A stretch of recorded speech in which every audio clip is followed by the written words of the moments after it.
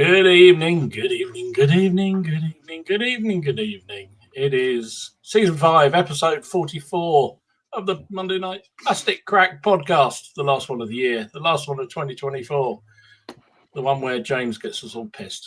Really That's it. He is. It's like he's a bit of an enabler, isn't he? He is. He is. Oh, Sam's in chat already. Is Sam in chat? Sam, by the way, we are wholly blaming you for everything that happens tonight. Yeah. So tonight we're going to do PCP PCO Pingo. I mean, literally had a sip of my PCP Bingo tonight. Are we trying this horror? And so actually, let's James has joined us. So those who don't know James, you should do, because he's been around the community for pretty much since the beginning, I think, haven't you, James? Almost, yeah. Sometime in episode 1, I think I started joining. If no one, it's Shakos and the Sprues to anyone who doesn't. Yeah, Shakos and the Sprues. Who James is, and of course has a very nice channel as well with lots of pretty photos. So you do go and check that out. Yes, if I remember, I'll put it in the description down below. So if we make it through the night, yeah. If we make it, well, this is so. James, bingo tonight. How just so everyone, I know we put something in the Facebook page, but how's this gonna work? Please tell everybody. There's a bit of a sponsored. Last year. So it's the same, except I've added 2 more numbers. So last time it was 1 to 30. This time it's the numbers 1 to 32. Just because that's a nice round number. Cool. 30 isn't. No, it's not. It doesn't, like there's 16 places on your board, so you've got a 50-50 chance of getting them. So basically, what you got to do, folks, is if you haven't already got a board, you need to make yourself a little chart. That doesn't show very well, James. No, I think mine's blowing out. Like that. So it's 4x4, so 16 slots, basically, and put in a number between 1 and 32. Did you just say? Yeah, 1 to 32. Yeah. 1 to 32 in those boxes, and then during the course of this evening's podcast, James will shout out bingo or something appropriate, and the number will come up, and you just cross it off. And you're supposed to have a drink when you have one. So, so there you go. So that's how it's going to work, I think. Yeah. Last time we went through most of them just by talking. talking rubbish. If not, I guess we can catch up every 20 minutes or so and go through 1 or 2. Yeah, exactly. Just however it best comes up. So all right, it's going to be. I've just realised. Why am I Tiny Tim? I was trying to be all festive. Grinch? Why am I a Grinch? I'm not a Grinch. I'm not a Grinch. Unless you've been talking to Haley. I'm not a Grinch. Yeah, that's what Haley tells me. I've got lights. See, I went and stole them from my child's Christmas tree. So right, while everyone's preparing their bingo boards and getting their drinks, let's have a look who's in the chat, shall we? Because there's a lot of people chatting away.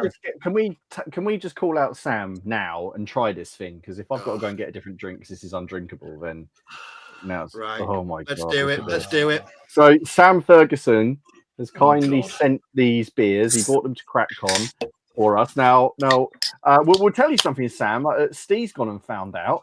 So he sent these over. Now, this is Gulpener Gigante Gladiator Robust Beer, 10% volume.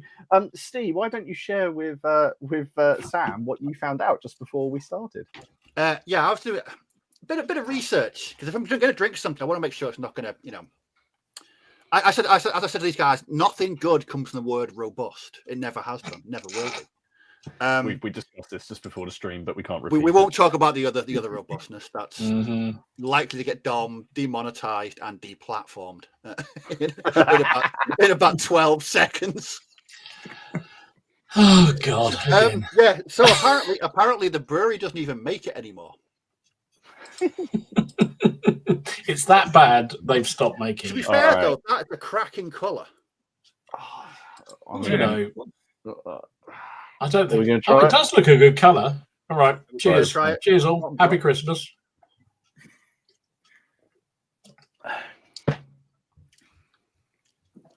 So that's number 3. Hey? If anyone has got. If you want to, like, Yeah, number 3. Number 3. Hey. We're off and running already. Okay, No, that's not too bad actually. that's I not mean, it's bad. not, Oh, I've it's not got number lovely, 3. but it's not bad.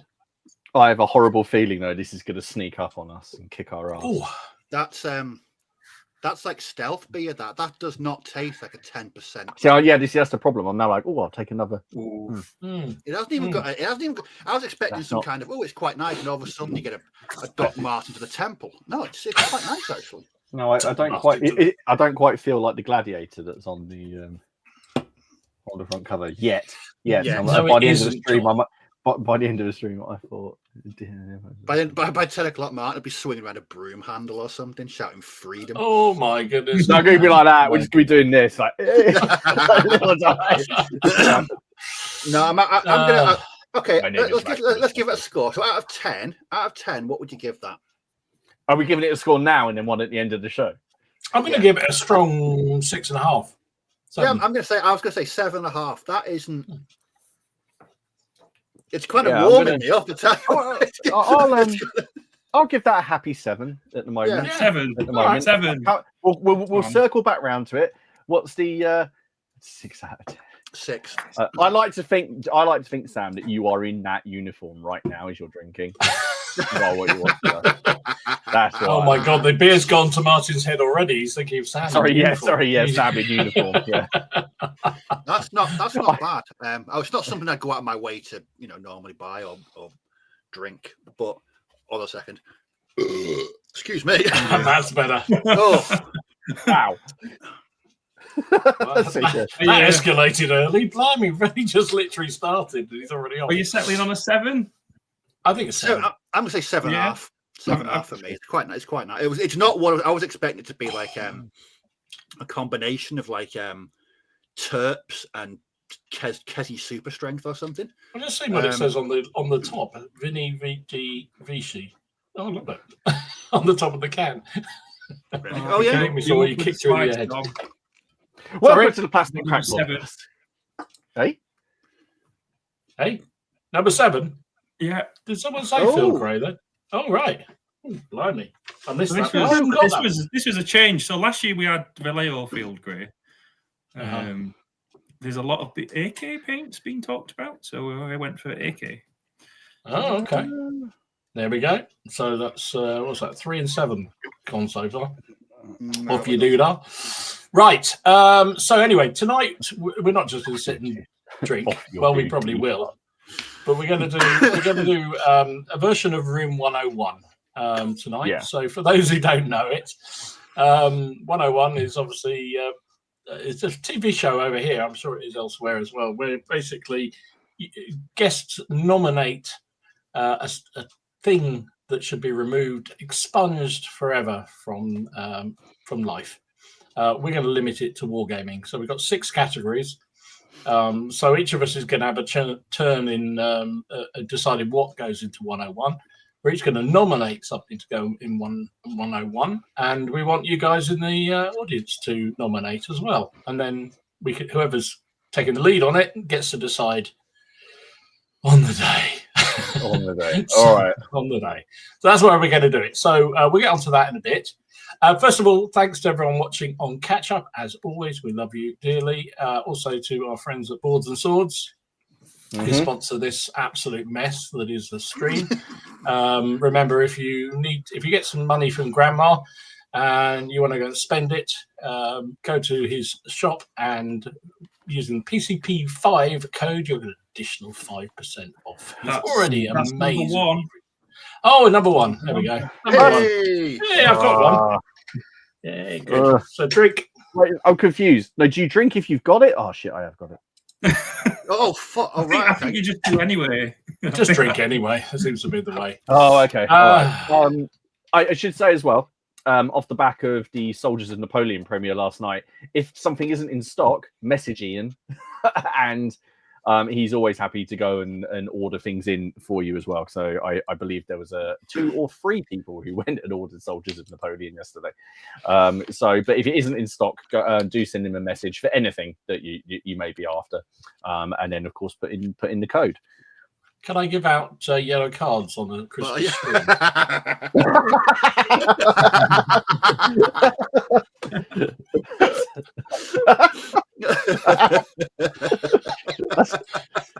Actually, Robin, that's very funny. Right. You still get your yellow card for that. Sorry.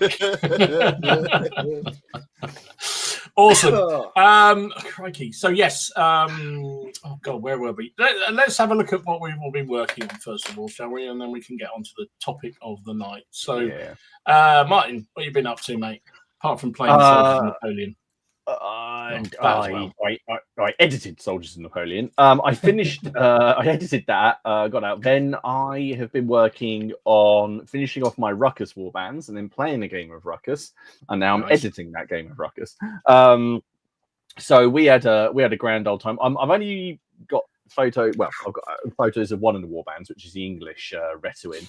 So this is my this is Nathaniel Cobb. That's the chap at the front who's leading my Retuin. Basically, they are a group of members of the Calais garrison who famously deserted the House of York at Ludford Bridge. But rather than go over to the Lancastrians, him and his sort of company have decided to just become sort of men for hire. They're from Essex, so they've travelled back down to Essex. And they're just trying to basically carve out a bit of a living for themselves. But because they haven't got anything better to wear, they still wear their Calais garrison livery. And they also ripped down one of the pennants off the ships and took it with them because they think it's lucky. So here they are. So it's a real mixture here. We've got Perry miniatures, Ragged Staff miniatures, and Steel Fist miniatures. All together, and I think they all go together very well, quite frankly. So these were the shots before the game, and so I've done the French what would you call it, group as well, but I'll have those in another video. Suffice to say, trying to come up with French names is quite hard, and also trying not to be offensive. I can't remember what the what was his name. It was Anton Visseur, or Anthony de Vicious, essentially is the name of it. Was it Anthony? I can't remember now. Antoine, anyway, surely. Antoine. I can't remember now what his name was, but it's something Visseur, de Vicious. Anyway, we set up a lovely table. We spent a long time setting this up for the game, because I actually wanted a village that sort of made sense. We talked about this in the terrain video when we did that, about having like roads that make sense and things that make sense. So we've even got, you can probably see behind the burger's house in the middle, there's people digging a midden. We've got there's accesses, there's lanes. We had a great time setting this up. So you actually look down it, and it should, like that, look like you're going into an actual English village in the sort of late medieval period, which was a great deal of fun. And then, of course, we got stuck in to a game. So you can see some of my my spear of men who's been led by that bannerman, taking on some French guys with their purvey shields. Now, each of those transfers, those are the ones I know I sent you photos. So each asset on that transfer is individual. So each purvey has 4 transfers on it, and they are small. They are diddy, those fleur-de-lis. They really are. But so this is actually the first game we played of Ruckus. It's the first game I've played of Ruckus. I've read it a lot. I've watched battle reports. I've talked to Mike a lot.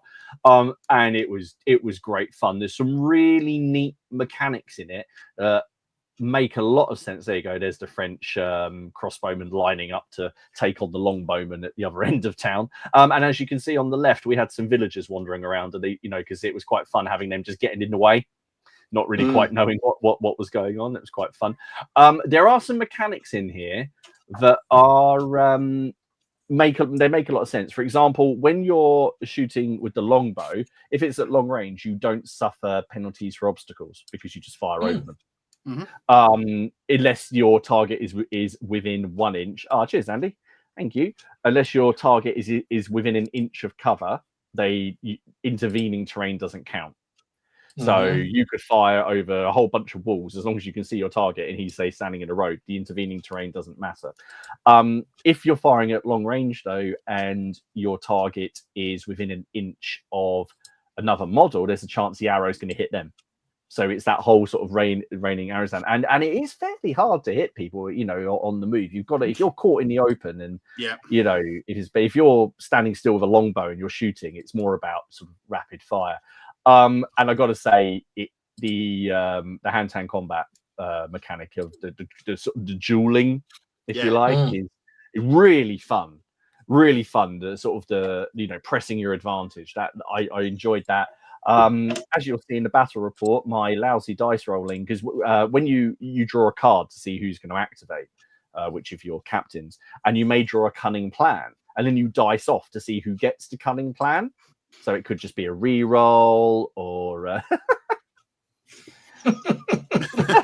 that's fluent French, isn't it? Must be. Yeah. It sounds. So are they rules in it for the civilians? Sorry? Were they rules? Yes, there are, but not yet. Not in the basic. There is a card in there called Peasants Revolt, which I took out for the learning game because I did this. I think this will come out first turn and go wrong. But there are rules for peasants. There's rules for all sorts. I mean, after you generated your warband, which doesn't take very long, it's just 12 models. You draw abilities. I actually got them here because I'm making another video. So you draw cards. You know, just a normal deck of cards. So you take a leadership ability or a shooting ability, and it's entirely possible that on your leadership ability, your captain is just made friends with a mercenary captain, and he rocks up to the battle as well, giving you an extra guy. No point, there's nothing. He's just got this nut job that's turned up, or some lesser, some crossbowmen or some levy. So that was a lot of fun. But with the cunning plan roll, I think I won, not spoiling for the battle report, really. I won once in a roll-off, and these 2 cunning plan cards are meant to come out every time. Robin, what was your guy called? I've forgotten his name. Was it Antoine Levicieux or Anton the Vicious or Thomas the Vicious? I can't remember. But it was a lot of fun. We're probably going to chain them together into just a trilogy of little games. Nice. Charting the progress over there. So yeah, Ruckus. I considering it's a free game with War Games Illustrated, and knowing how much work Mike has put into it. We had Mike on here obviously earlier in the year, and he demoed it at CrackCon for us. It's got a lot of legs. Raymond, that's it. Raymond the Vicieux, Raymond the Vicious. That was it. And it was. Oh yeah, someone just said Sid. Why not just call it Sid the Vicious? Should done exactly. Good that was surprising. Good chat. Yeah, I'd encourage people to try it. Apart from we've done a what? Number 11. Number 11. Go? Oh, 11. 11? Oh, I didn't want to interrupt Martin because he was on such a roll. Ruckus. Yeah.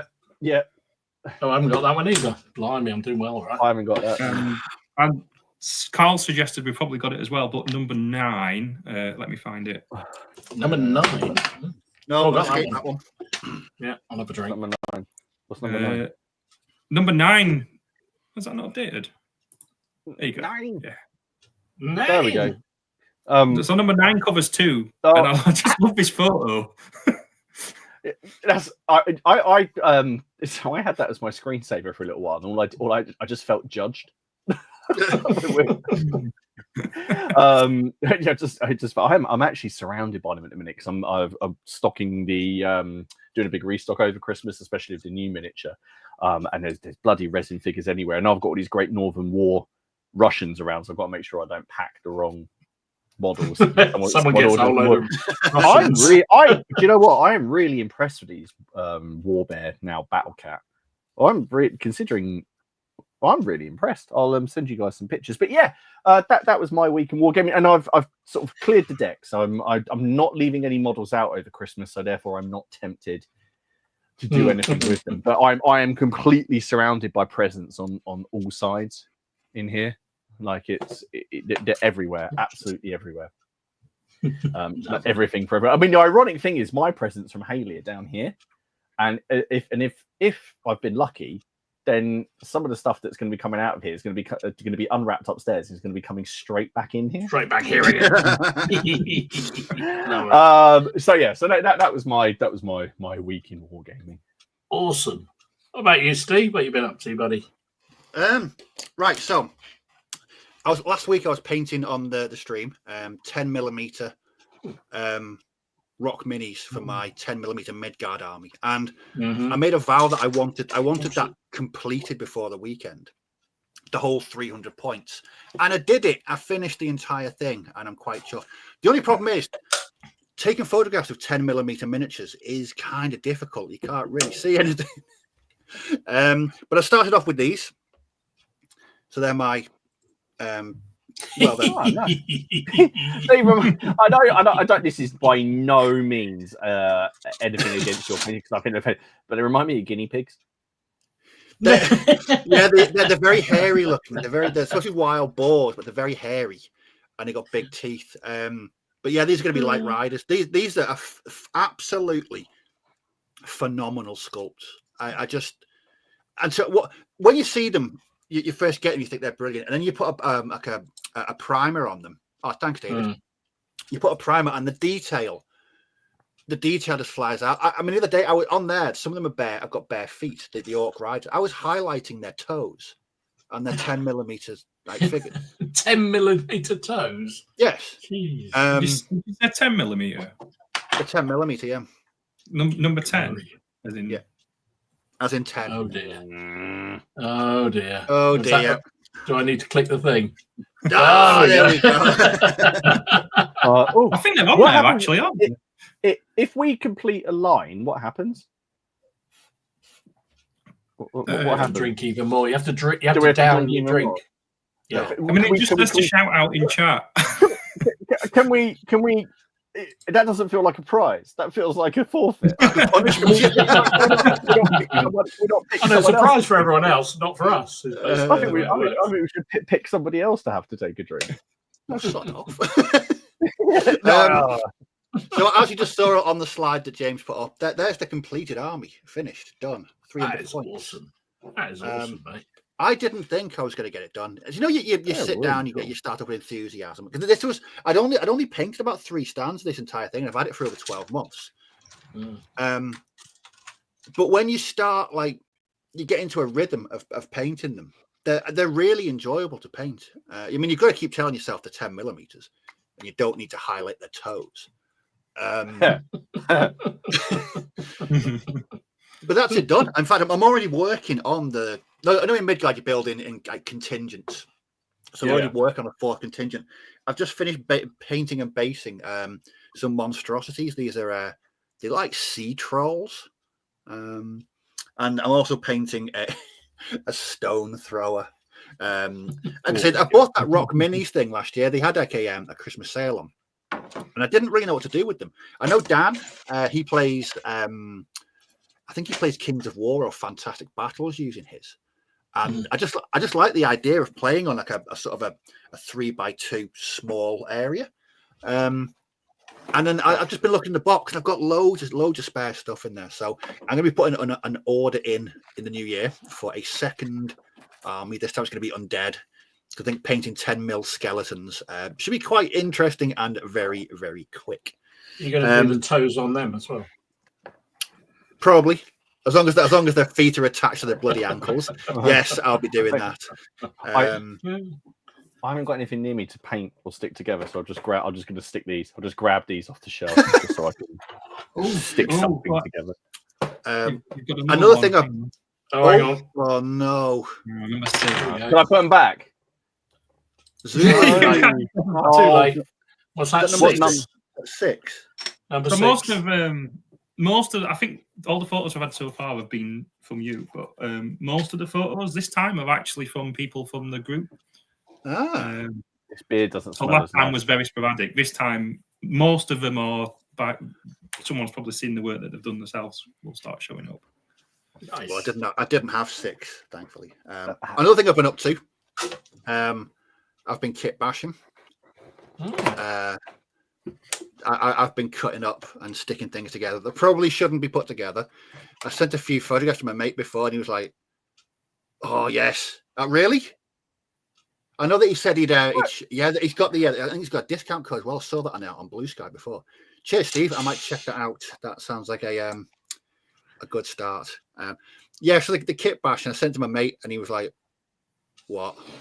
What are you doing, Steve?" It's. I'm not going to show it. I might show a few work in progress later, but I don't know what's happening. It's just I've been, without giving it all away, I've been quite inspired by Trench Crusade. Really? Right. Okay. So I've been cobbling together medieval miniatures with First World War One. Please don't tell me you've been mixing the Perry kits, please. I feel like this is something that's going to upset Alex and me simultaneously. Congratulations, Steve. Well done.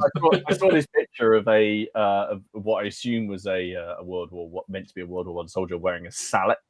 I saw your post about it because some people have been getting very irate, and then some people get really irate about it. To fair dues, I've seen quite a lot of people who are into Trench Crusade getting equally vicious back. It's because to me, it looks like basically a war game just that Clive Barker wrote. It's just kind of like Hellraiser on the table. Yeah. I downloaded the sort of the lore booklet. It's like a PDF. Read it last week, and I was thinking, this sounds more like a background to a film than a war game. It's dark. It's quite possibly one of the darkest war games I think I've ever come across. So what's the setting? I mean, obviously it's set in the First World War, but is it another one of these turnips have taken over the world kind of thing? No, it's just hell. Oh, just hell taken over. Okay. So it was the first. I think it was the first Crusade. They found hell, as you do. Bet you weren't expecting that. And then basically they've been fighting since then, and war has spread from like the Iberian Peninsula all the way to the Middle East. There's like a new Antioch, and it's strange. It's a difficult one to get your head around. It's offended quite a few people because of the sort of the religious aspect to it. Mm-hmm. I don't quite get that, because there's been games that have double like Hell Dorado, which I used to play, was like you were actually playing with saints and things like that. So I mean, I don't quite see. There's always been that sort of connection, especially if you go through with like older RPGs and stuff. Like there was the Book of Vile Darkness for D&D, which came out God knows how many years ago, which let you do all these horrible things. But I saw I watched the video that you were talking about. It was Northern. It just reminded me of a Garth Ennis book. Who it's just like I do feel some of it just sounds too like just dark for the sake of it. I like part of the aesthetic, but some of what I've seen, there's some people who are really eggy, eggy. Well, I've got no plans to play Trench Crusade. I just like the aesthetic, so I'm going to play it as Trench Weirdos instead. So using Space Weirdos, so it's going to be called Trench Weirdos. Trench Weirdos instead. Hold on a second. What the hell? It didn't get better the more I drank. I'm halfway through, right, and I've got to say, it's not getting better. It's not getting better. No, it gets warmer. The best moment was the first gulp, I think. I might have to revise my 7.5. Because it's not growing on me. Well, it could be. That could be a different thing altogether, to be honest. But that's what I've been doing. So I've been destroying miniatures and painting 10mm stuff. Weirdo Crusade, absolutely. Yeah. So I've had number 31. Oh, hang on, 31. 31. No, I'm good. Space Weirdos. There you go. Hey. Yeah, I've got that one. Hey. I better drink half this can then. Get rid of it. Oh, God, it's hard work. No, I don't. Oh, you're right. It's getting worse. Yeah, it's definitely getting worse. It's getting. Maybe it's just me, but it feels like it's getting more more claggy the more I drink it. It's getting more and more difficult as well. Ooh. Cool. All right. What you been up to, Dom? I've had a good productive time, mainly because Elaine's been wrapping presents like a fiend. I think there's only about. I mean, we don't have a big family, but somehow we seem to have been giving presents to half of Christendom, from what I can see. But that doesn't mean I can get on and do some painting instead, which is cool. So I painted up that 3D printed building that Martin printed out for me. Which apps. And I don't take it the wrong way, because I think your paint is great, but I think that's the best building you've done. You sent me the photos of that, and I think that's absolutely fantastic. I just felt I really, really like. God, I sound like such a the hues that you used on there. No, I just really do. I really do, because it looks proper. You haven't just done it grey, which I think, which is what people attempted to do. You've got the whitewash, then the like the cornerstones, which would be more worn. You've sort of just made that different color. The tile roof is suitably grimy, but not just ridiculously so. It looks like a well lived in and used building. I think it's fantastic. Thank you very much. Yeah, that's exactly what I was aiming for. The tiles look really, really good. Yeah, I mean, it's thank you. It literally. I use contrast paint. Was it Gore Grunter Fur on that primarily on a grey background, and then it's just loads of washes and a bit of dry brushing, and then picking out some colours with some different colour washes and that sort of thing. And it just sort of worked. Sometimes you just, when you're painting something and you're fiddling around with it, I thought, no, I've just got to stop now. I think it's fine now. I'm happy with it. It's good. I'm happy. I like the grime that you've put in the sort of the crevices there. That's a good. That was the bit I was a little worried about. I got that green. I can't even remember what it is now. One of those green washes, and sort of started to dab it in. I thought maybe that was too much, but I don't know. No, I think it looks awesome. And there must have been like you said, it looks. I think you said this in your video, like it was once a chapel, but also quiet you. But also, you would have had these sort of buildings near town gates. You would have had them in the middle of town, in towns, for keeping an eye on things, small barracks, that kind of thing. This would be perfect for what I'm thinking of using mine for is in Ruckus, because there's a scenario where you're sort of attacking the Retuins, the Warband's little hideout, and I think that's perfect for that kind of thing. Cool. I think when I saw it on the 3D stuff, I thought, that would be actually make a chapel or something like that, small sort of, Hamlet's church, which was my main aim. But I think whatever I really liked it. So thank you for printing it off, and thank you for the kind words. I enjoyed doing it immensely. Right. I'm just sorry I couldn't give you the whole sort of scene that it sits on, but I haven't tried again. Since. Life's too short for the rest of it. Yeah, I know. Yeah. And then because I've been doing all this Romano British stuff, I remembered that I had in the stash of opportunity a whole load of futsal miniatures that I'd forgotten all. Well, I knew I had them, but I wasn't sure where they got to. So I know exactly. I know what you're about to put up. And the funny thing is, right, I've got this somewhere, and I don't know where. That whole set. Yeah, because they did a deal, didn't they? And they sold. And I got it for Christmas about 5 years ago when I was doing ducks, and I never ended up with the heavy cavalry as the upgrade, so I never did them. So I never rolled them as reinforcements. But you've done that. They are fantastic. Yeah. Somewhere the horse for this guy on the closest to us was gone missing, so I had to sort of bring in another one. So no, thank you. They're quite pleased with how they came out, actually. So that's the command, and that's the unit. So just a nice load of seriously thuggish looking heavy cavalry, which is kind of what I was looking for. And I had a bit of fun with those pens, just sort of doing the different colours on the scales and all that sort of thing. So yeah, I do like those horse curtains. They're very nice. Horse curtains, very fancy. Very fancy. That's it exactly.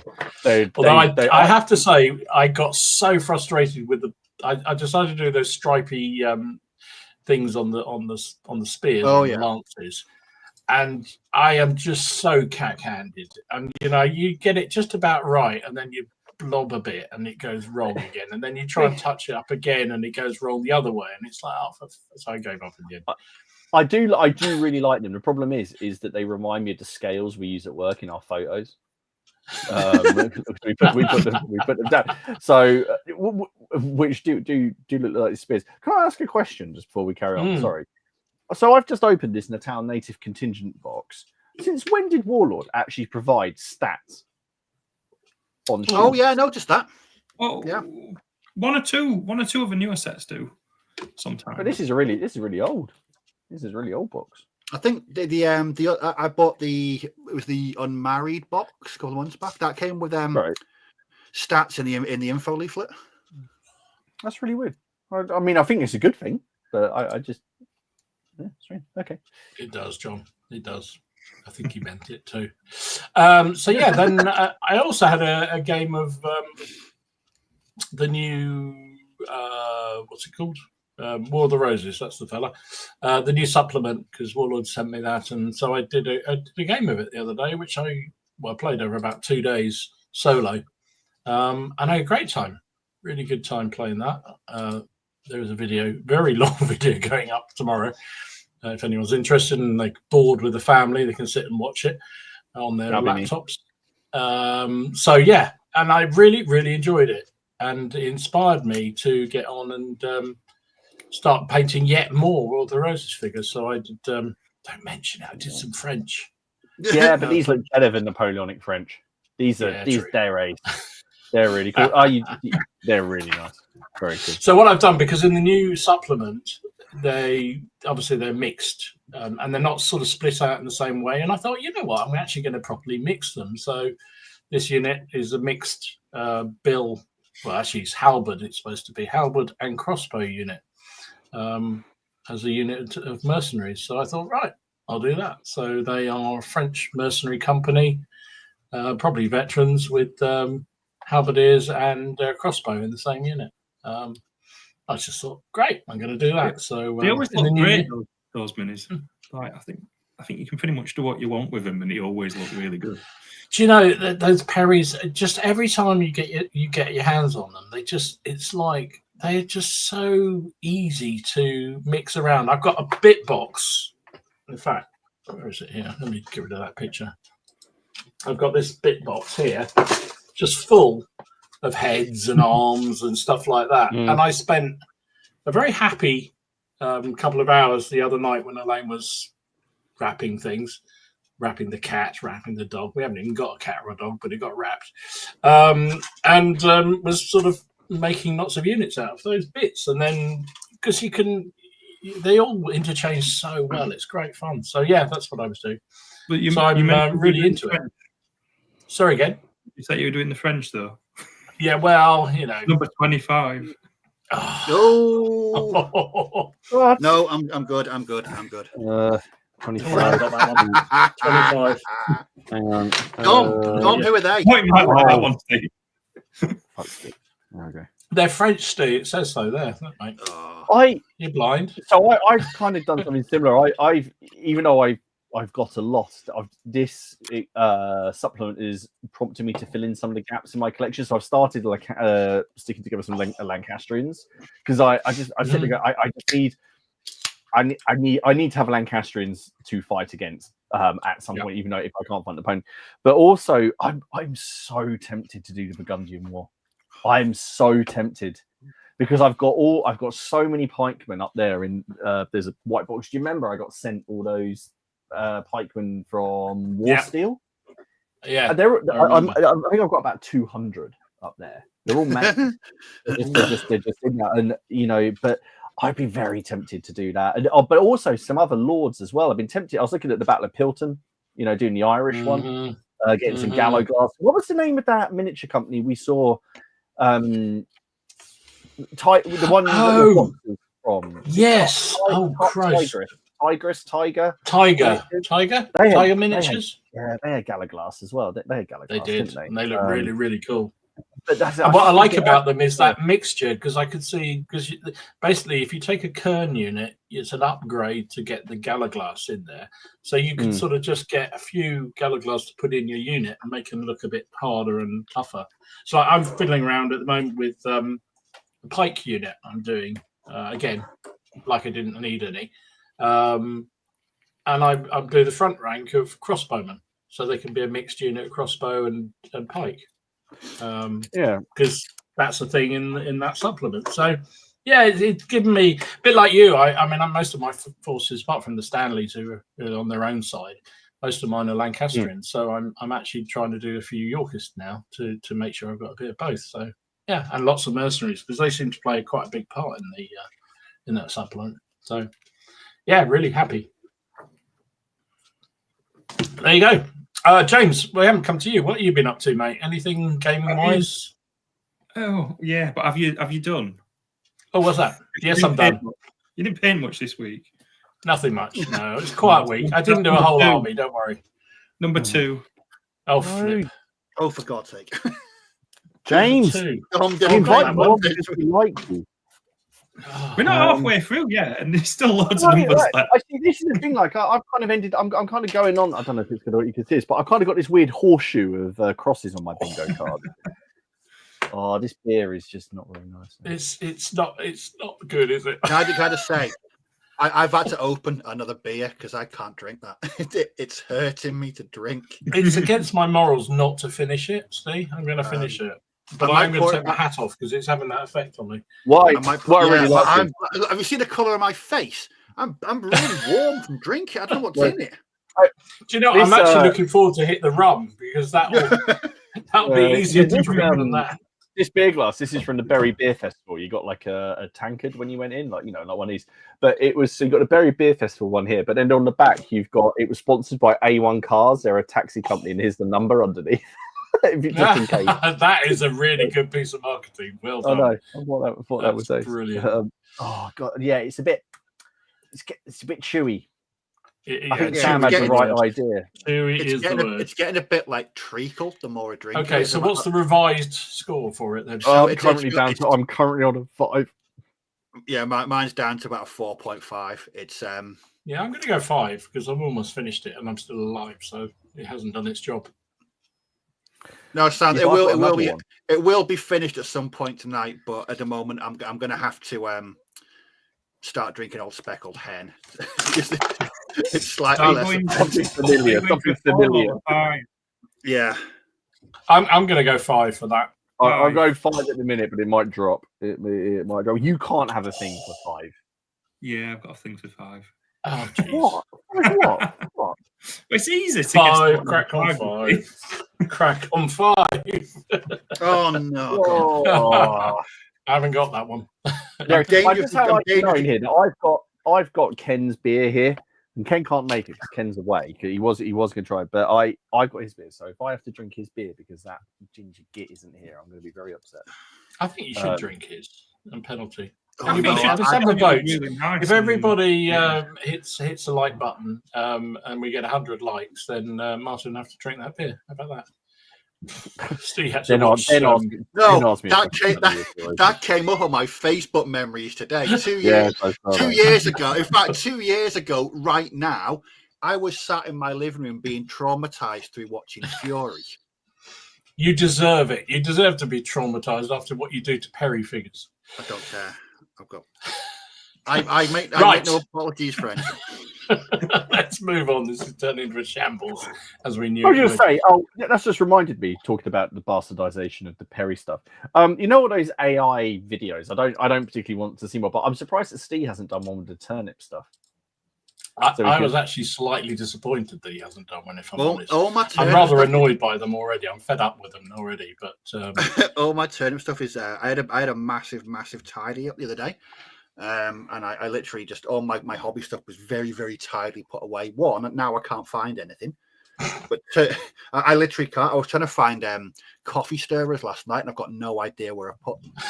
Just no idea where they are. But no, all my turnip stuff is in a box somewhere. But again, don't know what I've done with it. There you go. Well said, Simon. Nothing wrong with Fury. Nothing at all.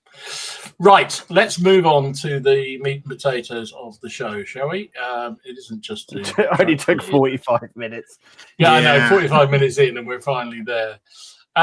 So, yeah, we're going to do a version of 101. So, if you want to contribute, please do. And basically, one of us will make a judgment on each of the categories, each of the sessions, to find out. I'm already slurring, must be that beer. Which one goes into the 101? So we're going to start with Steve is going to own your wargaming opponent.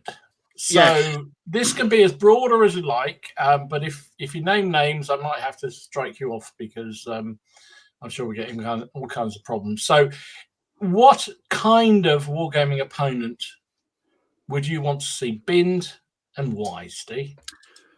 Overly competitive.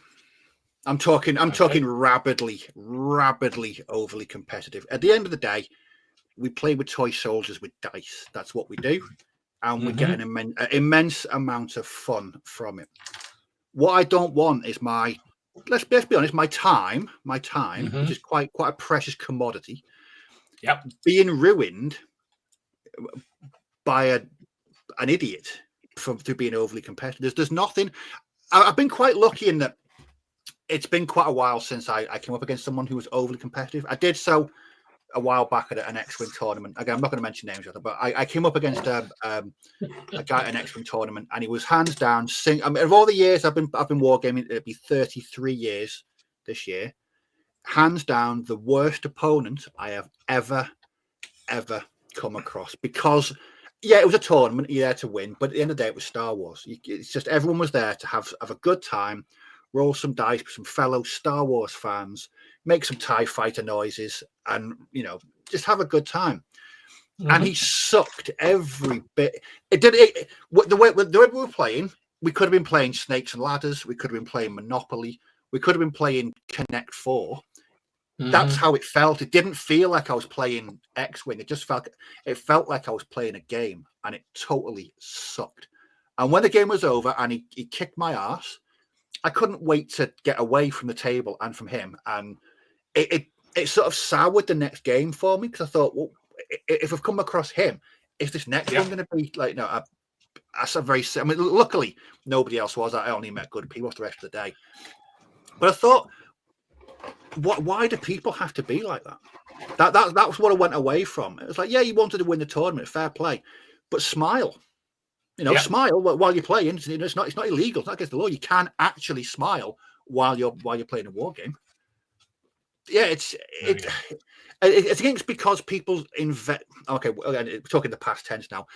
People invested a lot of their time and money in it. I did. I spent hours playing it. I spent a lot of money on X-Wing, and me and my mate, we used to just days just playing it over and over again. So when you get to a tournament and you want to win, but you don't want to win at the expense of being that guy.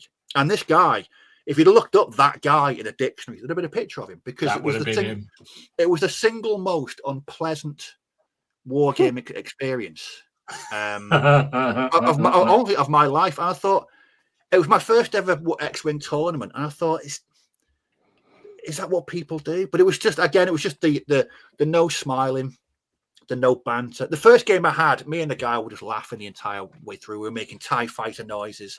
It was just funny. We were quoting from Star Wars. It was a great laugh. And it was just such a 180-degree turn, but this guy was just so overly competitive, and I hated it. So that's what I'd put in. That's what you're going to put in. What about you, Martin? What are you going to nominate? Sorry, Steve. People who turn up to games with their units in plastic bags. Well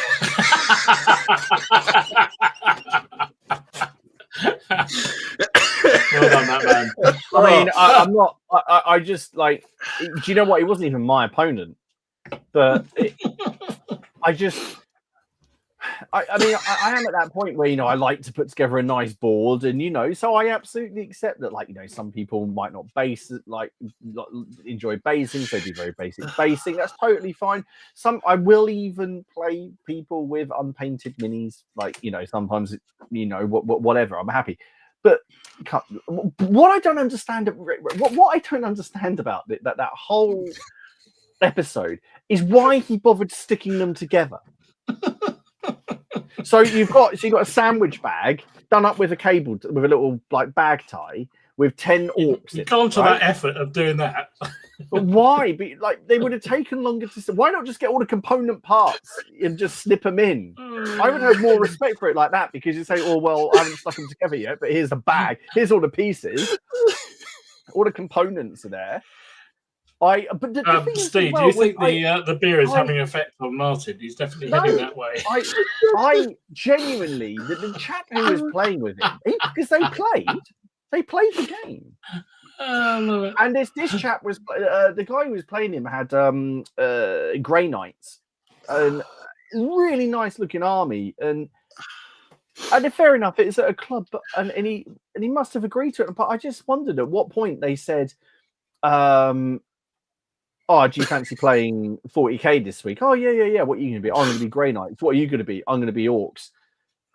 At no point is there said, "By the way, I'm going to put all my men into sandwich bags and move them around the table in sandwich bags." Oh God! I always want to find this chap and bring him on, like, for a chat. Awesome. I wonder how long it took before the guy was like, am I being sort of punked here? Or is this guy actually... They played the whole night. They played the whole night. I was playing Burrows and Badgers. Luke was teaching me to play Burrows and Badgers. With all those lovely ones that like Luke has painted, and then there was... and it was just... I don't know. I feel like my face was just incredulous for the whole time. It's probably why I've never been back. But no one seemed to care. So it must just be me. It must just be a me thing. I wonder what point the guy thought, you know what? This right here is a plan with 0 drawbacks. Figures in a sandwich bag. What could possibly go wrong there?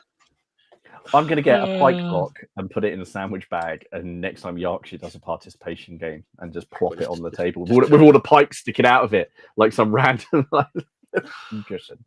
Brilliant. Yeah, so that's what I do. Figures and plastic. That's your nomination. Okay, right. Figures and plastic. What about you, James? Any suggestions on this? Oh, we lost your volume, mate. You're on mute. Oh, I'm muted. That's why. Before I go, number 28 has just come up. Oh, 28. Oh, no. 28. Oh, I got that one. So if this was a quiz, you'd get like double points for this, because this is pike blocks, and because I used a picture from Yorkshire Ken, and it's also 28mm.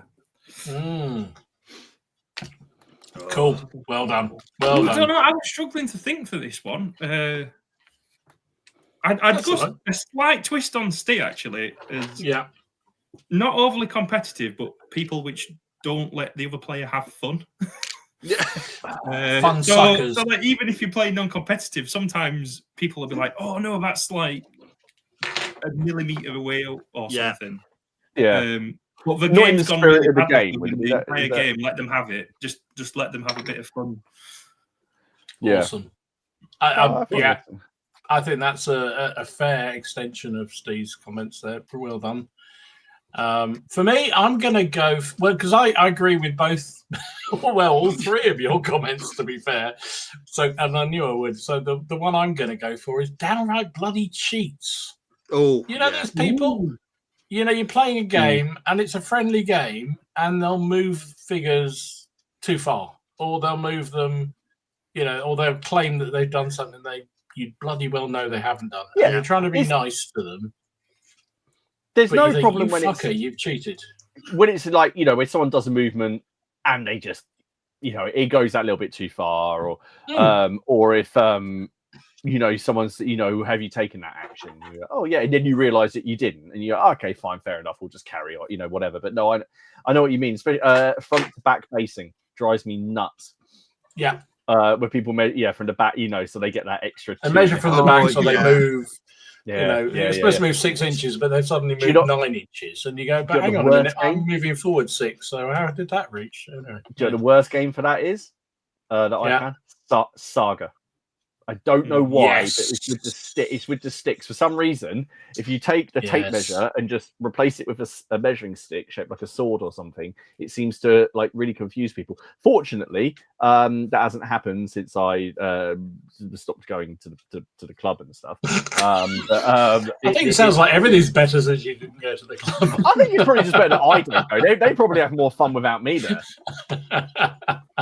They're probably when you've got someone who you are shooting them in your round and they go, oh no, you can't see me, and then all of a sudden magically the other way around.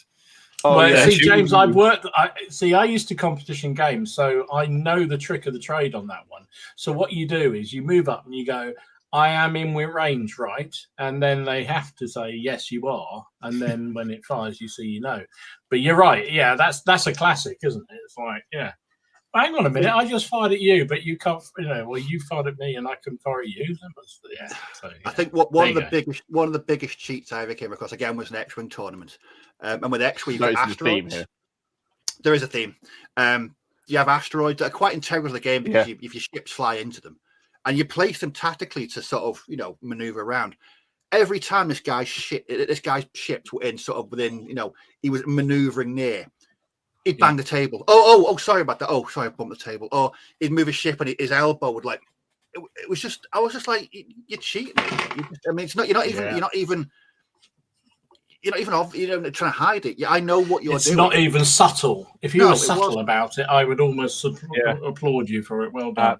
But no. Absolutely. All right. So there you go. That's our contributions for the opponent to go into room 101. Let me read some of the things people have put in. So Carla's got power win at all cost power game. That's kind of used. That's what you said. Not you. I can't think of anyone less power gamer than used, but there you go. Rob says, here's an interesting entry. My cat who wants to take part in my solo game, says Rob. I mean, that's a bit brutal to get rid of the cat, but that's fair enough. John says, wargaming opponent, let's the rule mongers, the rule lawyers. Yeah, I think we're all in agreement on that one. I like Jamie's suggestion. People who don't make clippy cloppy noises when they move their cavalry. Get in the bin. I like that. And actually, I do the same with tanks. It's like if you don't go, you should be in the bin. Can I just make a little throwback about the rule lawyers thing? I absolutely agree. Rule lawyers can be a pain in the ass, but there's a difference between a rules lawyer and then someone who's like my regular opponent. I don't know if you noticed in a lot of my games, Robin holds the rule book a lot. And it's like he's casting judgment. No, it's a difference between a rules lawyer and also just wanting to get it right. I always imagine a rules lawyer is the person that is using the rules. This sounds awful. Using the rules to win. I know that sentence seems stupid because obviously the rules, but you do agree. something. There is a distinction. Somebody who knows the rules and wants to get them right, as opposed to somebody that pulls the rules out. Likes to share and likes to know and because we've all read numerous rule books now, and for board games, war games, RPGs, whatever, and you suddenly get a feel for things and you know where that's going to be. And, which is why it flummoxes us so much when there's no index, and then you go, oh, that morale will naturally be after close combat because that's the natural place. Oh shit. So rules lawyers, the people I would just want to sort of qualify that as people who use their knowledge of the rules to their advantage and to get an advantage. Yeah, I think that's fair. Nick's suggestion: his dog. He should get together with what's its cat. I think maybe doesn't like him playing board games. David says he doesn't like the phrase list building. I mean, that kind of goes with the territory of competition gaming, really, doesn't it? I'm afraid. Unsanitary competitive opponents who, with a love for the 1930s Germans who talk about their miniatures. Yeah. Okay. I would definitely say the hygiene thing. Is definitely. I mean, in this day and age, there's. And Cole's right. He agrees with you, Martin. He says doesn't mind rule lawyers as long as they're about getting the rules right, not taking advantage of them. Exactly. Because I quite like it. when I think it sounds weird. I like knowing a system, but then when someone points something out that you've been doing or that you've been getting wrong for quite a long time, and you're like, oh, that completely changes the way I'm going to get. A good example would be, and it wasn't even a rules lawyer moment, would be how I've been playing Hail Caesar wrong for nearly 10 years. When I realized that there's a difference between retreating from missile fire and falling back in combat, and realizing how deadly close combat is, because falling back, you have to move the unit out the way that's impeding it. If not, you're dead. And they only fall back 6 inches, whether they're cavalry, infantry, skirmishers, it's always 6 inches. So your infantry, if they do happen to beat that cavalry, they can follow up. And you're going to get that Richard III moment where you're going to have the cavalry hit the unit and not break it, and then that unit push them back and wipe them out. And it completely just changed the way that I felt about the game. I loved the game anyway, the way we were playing it. And then that just completely changed it for me, and certainly the way I thought about it. So I started chucking in more support. So absolutely, when you have those moments. Love it. I think Battle Matt and also John have the same thing. Best opponents are those who know the rules better than you, but help you when you get things wrong. Same with John says, sharing rules is you don't take advantage. Is basically the point. Yeah. Where's the best place for that? CrackCon, where everywhere we have these massive games. No, we do massive games, and and that's the whole point in CrackCon, isn't it? It's about teaching people and sharing those games. You'll have umpires, or you'll have people demoing, such as like when Steve did Space Weirdos. How many people had actually played that before Steve had brought it along?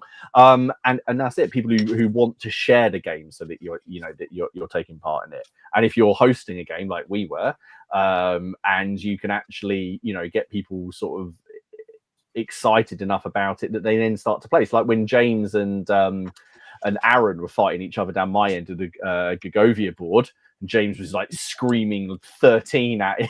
And they had all of this.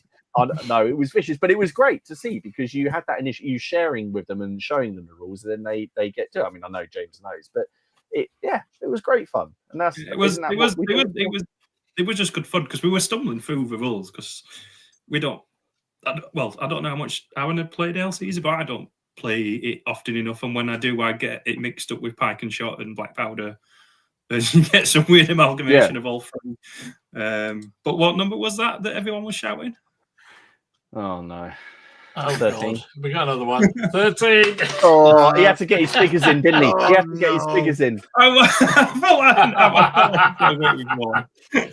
Well done, that man. Well done. Actually, I've hardly got any photos of my own. Of that. I got quite a lot. That's not on my bingo card. That's not even on my bingo card.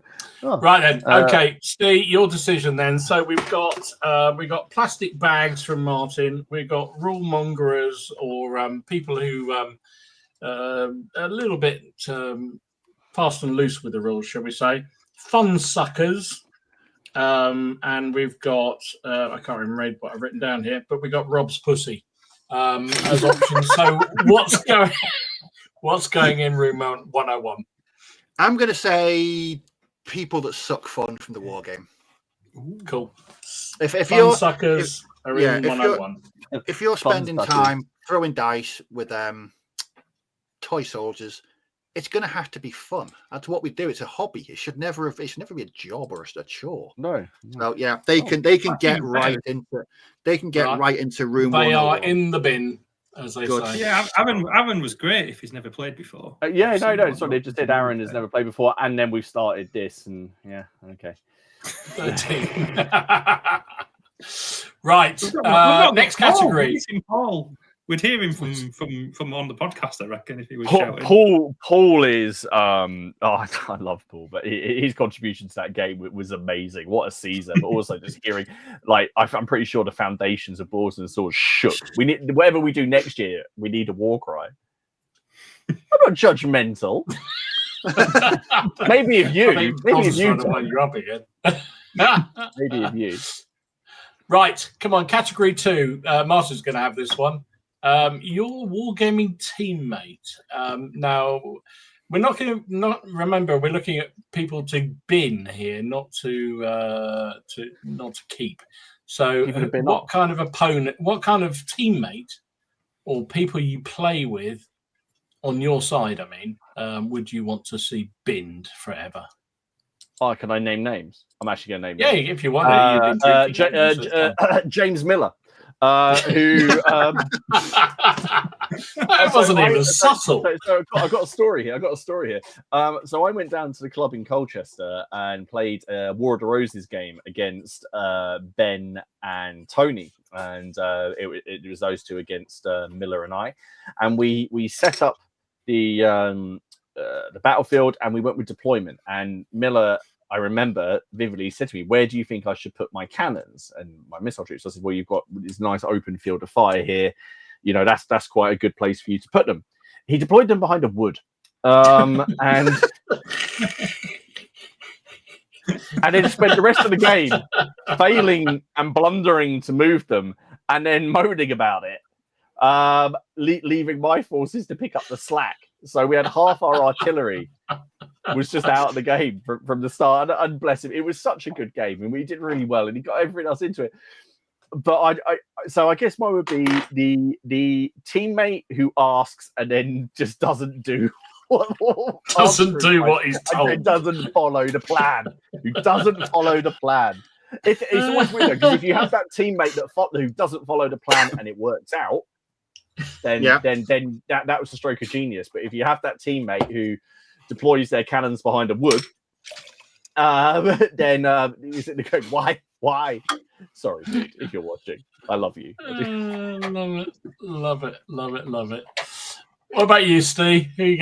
What kind of teammate would you want to bin off straight away? Those who think they're Napoleon reincarnated. Good shout. Good shout. They can do no wrong. Every move they make is a tactical genius. They're playing 4D chess with the opponent. Don't worry, trust me, it's all gonna come off in the end. And then when it all goes, udders up. But no, it's people who are complete. I mean, we used to play a lot of team events at my old club. It was years ago as a kid, but still, you get the people, and they will not take advice. They will their brain will not take any sort of advice or guidance, or I don't think you should do that, mate. I know what I'm doing, and just completely inflexible. And yeah, I've played with quite a few people like that in the past.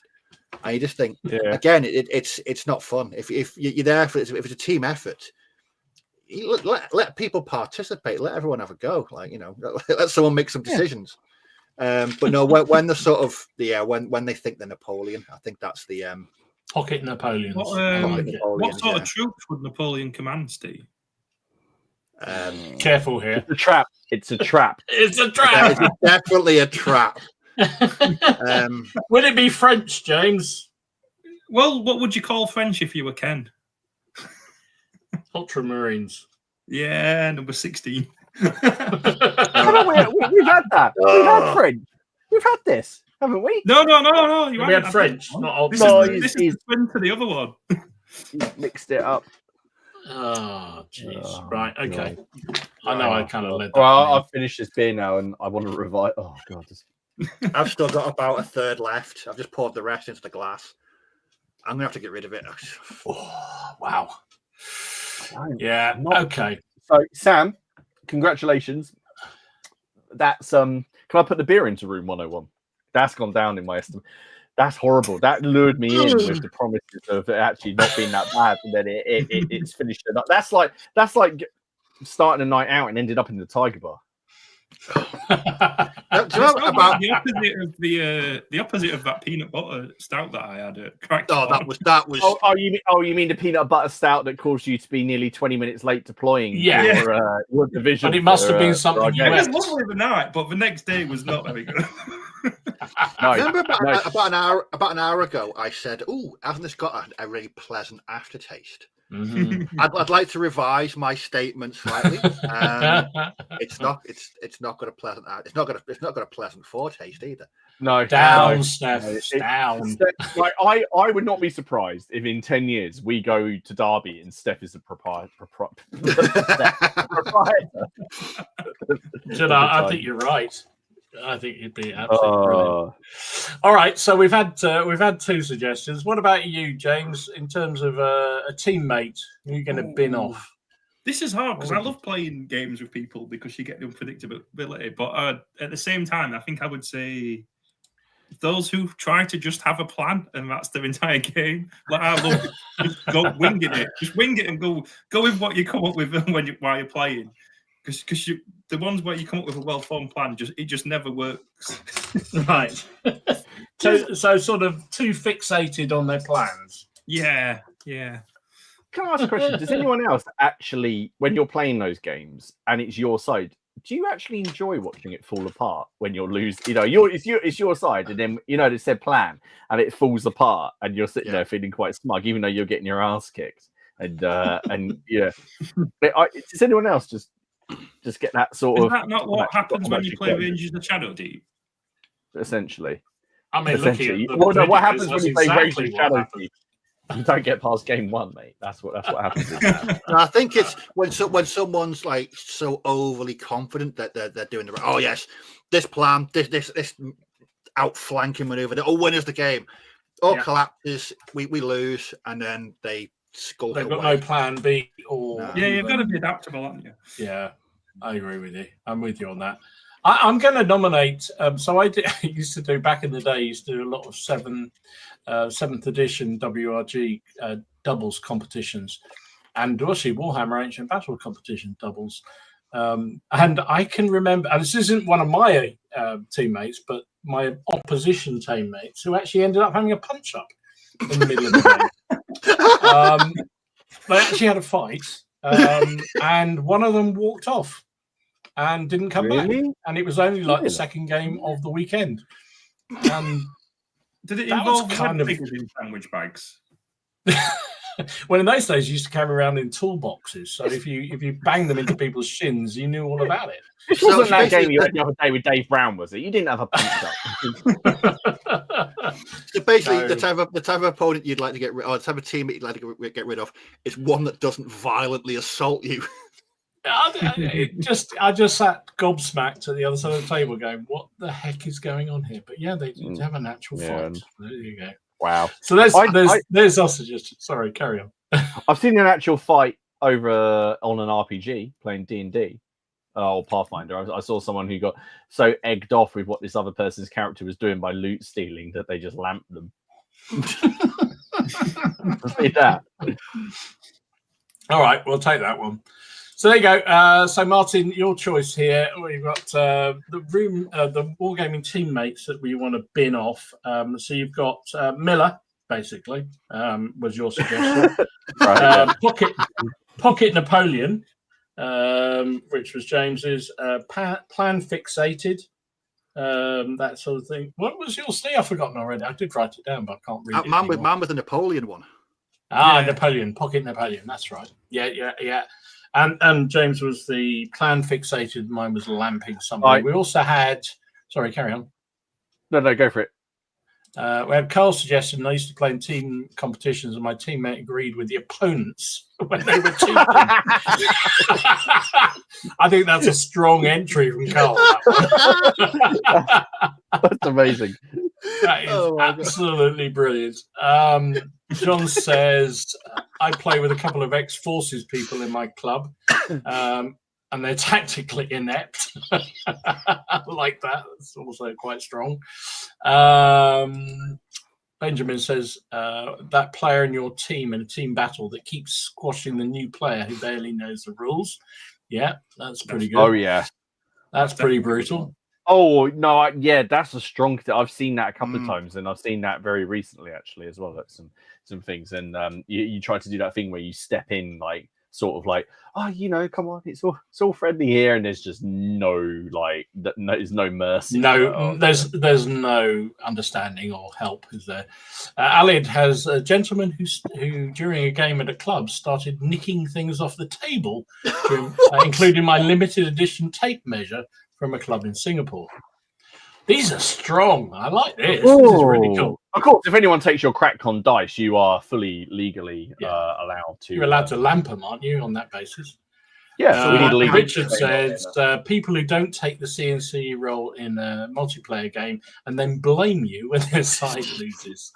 There's some really strong entries there, Martin. What are you going to Do you go want for? the dice? You know what? I Good. think actually, I think we will go for Pocket Napoleon. No, Pocket Napoleon. I'm good for the 8. No, I'm good for 8. I haven't had one for a while, I'm but good for 8 as well. I don't know whether to have the other beer, the other 10%er, or whether to have the ghost ship. I might have the ghost ship. I think I need to not have the other 10%er. I might save that for Ken. I've got that much. That's going to be the next time my bingo number comes up. That's getting put away. The suds are stuck. The suds are like crystallizing when the inside. Just imagine. No, I would say I reckon the Pocket Napoleons because I've seen the bad ways to be sort of teammates and the good ways, and actually the very best way to be teammates is what we see at CrackCon all day long. I think that's it. Can I quickly just nominate Paul for running in and getting himself killed as Caesar? He was the first casualty on the Roman side, was Caesar. When your general gets himself killed. Well done. That's brilliant. So Lionheart's got. Oh, hang on. Lionheart bingo. Bingo. What happens now then? He's got a bingo. He's got a line apparently. Pick someone, Lionheart. Pick someone to have a drink. Go on. Oh no. Yeah. Lionheart can choose one of us to have a drink. Lionheart can pick. There you go. All right. Oh, I like that. Right. Yeah. We're on to number 3, and then we'll do some news. So, James, you can do this one. I've thrown that at you because I'm getting too drunk. Terrain features. So, remember, this is what you're going to bin off. What is an absolute... If you see it on the table, you just want to pick it up and burn it. You want to throw it off. You want to get rid of. Or is it a terrain feature in a game where you think every time I see that, I'm going to lose this game? So my gut one would be to say hills which are about 6-inch square. But actually, what's more annoying would be my nomination is rivers which corner off 1/3 of the board, so nothing ever happens on it. Dave's also got a line. Go on then, Dave. You pick someone, mate. Oh, there we go. Dave can choose somebody too. I've got a doctor's note.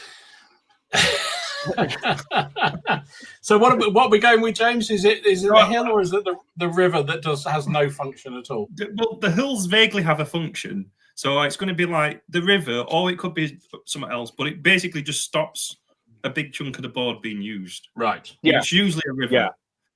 Yeah. No, you are absolutely right, and you'll get a third of the board, and then you just sit there going, oh, yeah, because no one's going to deploy there. Why would they? Yeah. I think the worst one I had was it was at Tim's event, unfortunately, Dom. But there was a river which was a third of the board, but then just before the end, it turned towards the edge, so it basically just boxed in an entire corner of the table. Oh my goodness, Martin, there you go. It's you, mate. Yes. Martin. Oh, okay. Here we go. That's a strong suggestion, James. I like that. I like that a lot, and I absolutely condone everything you just said. What about you, Steve? Terrain-wise, what would you bin off? That one piece, or it could be 2 pieces, that you only have to look at, and it falls over. So someone opens the door 60 feet away, and this piece of terrain falls over. Right. I think it's more so for skirmish games. Not, if you're playing a big 6x4 game with just sparse terrain. But I'm guilty of it when I play Space Weirdos. I tend to put a lot on the board, so moving figures, it falls over. You sneeze, something falls off. So I've done it myself. I've already finished it. I've already finished it. I've got a new can, but I'm not doing He's that. on his new can. No, it's Christmas Eve tomorrow. I've got mine. Oh yeah, you've done pretty well. Well done, Steve. I got that. Okay. That's the next one. I got that in a minute. There we go. I'm thoroughly enjoying this one that I picked up. It looks that way as well, Don. In Gibraltar. This is absolutely fantastic. I'm going to fall off this chair. Do you notice how much more we have to talk about when we drink more? Ah, Jesus. I hope nobody suggests finishing the bottle off when you have a full house. Oh, bloody Oh hell. God, no! So the everything that falls over for Yeah, Steve, so for me, it's that piece or pieces that shouldn't be there because they don't serve a purpose. Yeah. And you're not Like the you just little knock them model train trees with no bases on, yes, and you just look at them and they yeah. roll about. Or someone gets a tape measure and they're doing the range, and then they just press the button to zip it in, and it catches the trees and it flies across the table. Haley. love it. Okay, so oh bloody hell, they're coming in for pick the Samuel. He's got a line. I don't know about your lines, right. Okay, here we go. Drum roll, people. You got to do it for him if he wanted it for you. No one ever found Steve. I'm gonna quickly say I need to find it. Number 23. Number 23. Okay, find it. Hang on. Oh, I've got that one. Thank God. No, I've got that. Why? What is it? What is it? I had. That's the rules. No, I know. I clicked it and it jumped just as I pressed it. What's the tree? Is it changing? Oh, scenery. Yeah, scenery. Sorry, scenery. No, I was actually. I thought that was because it's such a good piece of scenery. I was looking at that, thinking, is that the tiger bar? Like, what do we? You know. Well, I was just trying to find really nice photos from throughout the year on Facebook, which is really hard. And this one, I just looked at it and went, I've got to use it. You know what? Yeah. If you listen carefully, you can just about hear "Take That" playing.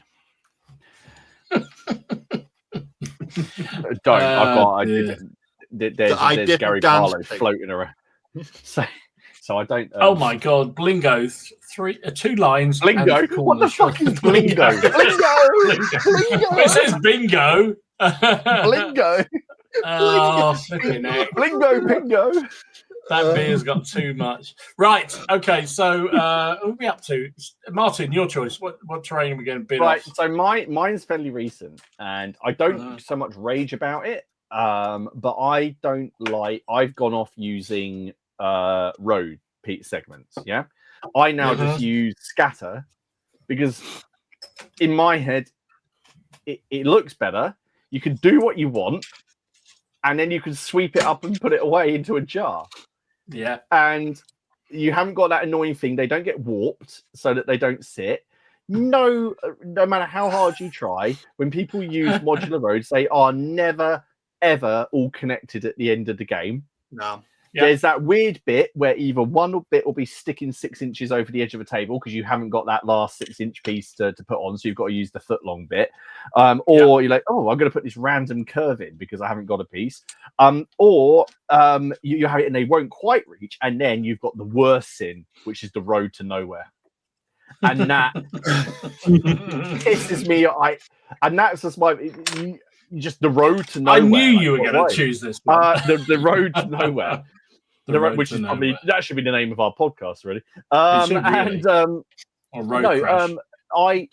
just feel it does nothing. Nothing happens with the sneeze. You've seen the games. Nothing happens. How close are you to your tree? Are you sniffing it? Can I just caveat that I like my modular roads because I got them years ago. The guy that makes them doesn't run a company anymore, but they're really chunky, thick bits of resin. They've got some oomph to them. I mean, slap somebody around the face with them quite nicely. Yeah, you could do, but I like my ones too. To be fair, I like the ones I use. I have the Last Valley ones. But also they force you to set up very linear. Doesn't matter how many little 45-degree curves, they make you set up very linear, very, dare I say, boring setups and I've used mine for years. It's only in the last year, I think, that I've started. So all I've got is a ground mix of grout, dirt, dried coffee, so it smells nice. All the coffee grounds that we use, it goes in there. And it just scattered on. And at the end, I have my special. Here it is. Look, I got this from Wilco while it was still a thing. I got that's my little terrain sweeper at the end of each game, and I sweep it all up and I put it away, and it just I just think I think it looks better, and it's a lot less effort. And you don't have to worry about warpage. That's my personal feeling, and I'm going to go with no one agrees.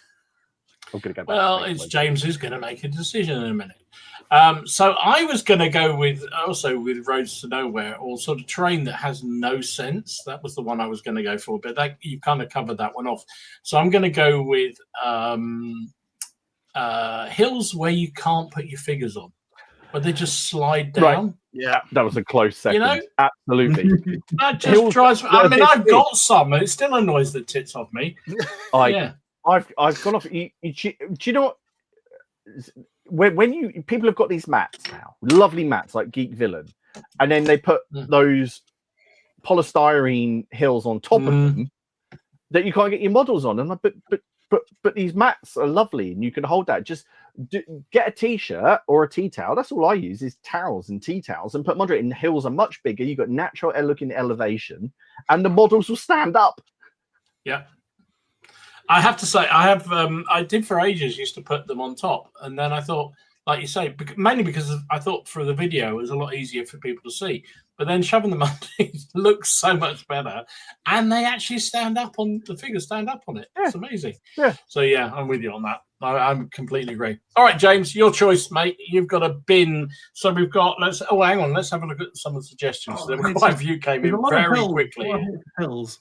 Lot of hill hatred. So Steph says, hills too steep for figures stand on. Yeah, with you on that one. The Wargaming Hill from David.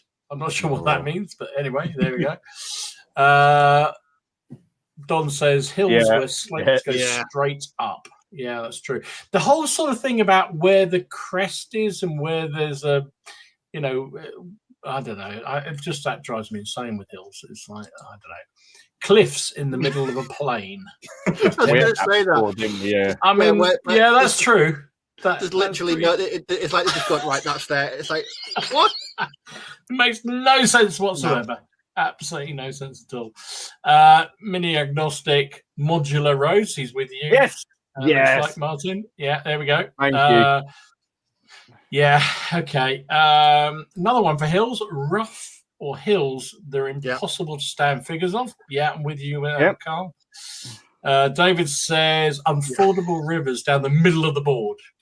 Yeah, there's one in the War of the Roses book, and it's like, so you got 3 divisions, you're fighting over one bridge. Yeah, that's going to be fun. I mean, and you got 6 turns to do it in. Well, that's if you haven't got rules for fording. Yeah, no, there's no ford, or it's just impassable terrain. It says unfordable. Yeah, exactly. That's just David says bright blue rivers. I feel that's a Robin comment coming in there. So don't you going? We'll get the Google Earth up again. I mean, Matt some rivers are bright blue. Depends where you are. Sometimes they are. They are right. Matt says that one tree you're spending your whole day moving around the table out of the way. Yeah. Many of you guys, because it was again also fairly recently where I just decided, you put the terrain on we did this in our game, Dom, where it's just these are the static terrain features like walls and then everything else is window dressing. So just move it, just shove it an inch out of the way. That tree, fuck it, they chop it down. Like who? Like yeah. I love it. Benjamin says that small walls of flames of war tree line that counts as a tall terrain, and thus blocks a line of sight between 2 hills towering above them. I feel there's something in there, Benjamin, that you really want to let go. I feel that. Lionheart says old school polystyrene hills, leaving bits everywhere. They are pretty. I remember a friend of mine who had, used to keep his train in the shed, and the mice used to get to it. And that wasn't Ken; that was different. Can we give a shout out to Ben here? Sorry, what's that? Go on. Felt Rivers. Rivers. Oh, that's a strong late entry. I like that. I get a shudder when I see those. Well, it's like any of them where they just cut out a piece of felt and you use that as to mark. Yeah. To mark or delineate anything. There's a phase where I used to use them to delineate woods. And then I thought that just looks really horrible. So I just put Do you know trees down and moved. We used lichen. We use that lichen. We'll just chuck that down because that looks more. Oh, hang on, that's coming up in a minute. Somebody wants to get rid of that. Oh no. Probably Haley. Probably Haley. She's all over the floor in the kitchen. David says random walls. That's interesting. Okay. Yeah, that's right. So I mean, we're blatantly going into overtime tonight, so like, we are definitely. We're only on 3. We've got 6 to do. This is ridiculous. I'm not sure this is terrain, Richard, but I'm going to put it in. Quick reference sheets, measuring tapes, templates, beer glasses scattered over the battlefield. That's a good one. That's a good one. Strong. That's particularly bad when it shows and they've got like these beautiful tables. Yeah. And it's just full of people's roll sheets. So you try and take a photo of a lovely table, and it's just the takeaway chips with a can of cola and a pile of books. I mean, Trevor's come in with a really strong one here. The worst terrain. Warhammer Fantasy some years ago. Bretonians versus Tomb Kings. It's meant to be desert, so put a Lego pirate ship on the table. I think that needs to. I just think that needs to. I think that wins. I'm sorry, Dave. I know it's your choice, but that wins. Bravo, Trevor. Bravo. That is absolutely that is genius. Absolutely brilliant. Oh my word. If it wasn't for that, I would have voted for the collective use of hills. I think hills. The hills was close. I think the hills are alive. They definitely are. Yeah. Jesus, that is absolutely. I've got tears now because of that one. Oh my could god! Be because of the beer. Right, we're on to number. What are we? I don't know. We are definitely going overtime here. We're on 4. Number 4. Here we go. Oh, hang on. We've got a number 4 before we go. Oh, hang on. Oh, yeah, Adam's been a while. Oh, there we go. Paul's. 4. No, I haven't got 4. I've got 4. No, I tried looking at it. I don't know. I've got a line. I've got a line. I'll nominate you, Steve. Oh, cheers, mate. I'm going to nominate you back. Luckily, Sam's grog has gone, so I'm on the old speckled hen, which is slightly nicer. At least you're not going to die now. I used to like Sam. He's a nice bloke. He seems a nice enough chap. No, he's got some darkness in there that I don't think any of us anticipated. Oh, Jesus. Right. So we're on to, what was it? On to 4, weren't we? Oh, no, we've done that one. 4. Here we go. Rule sets. So it's back to Steve.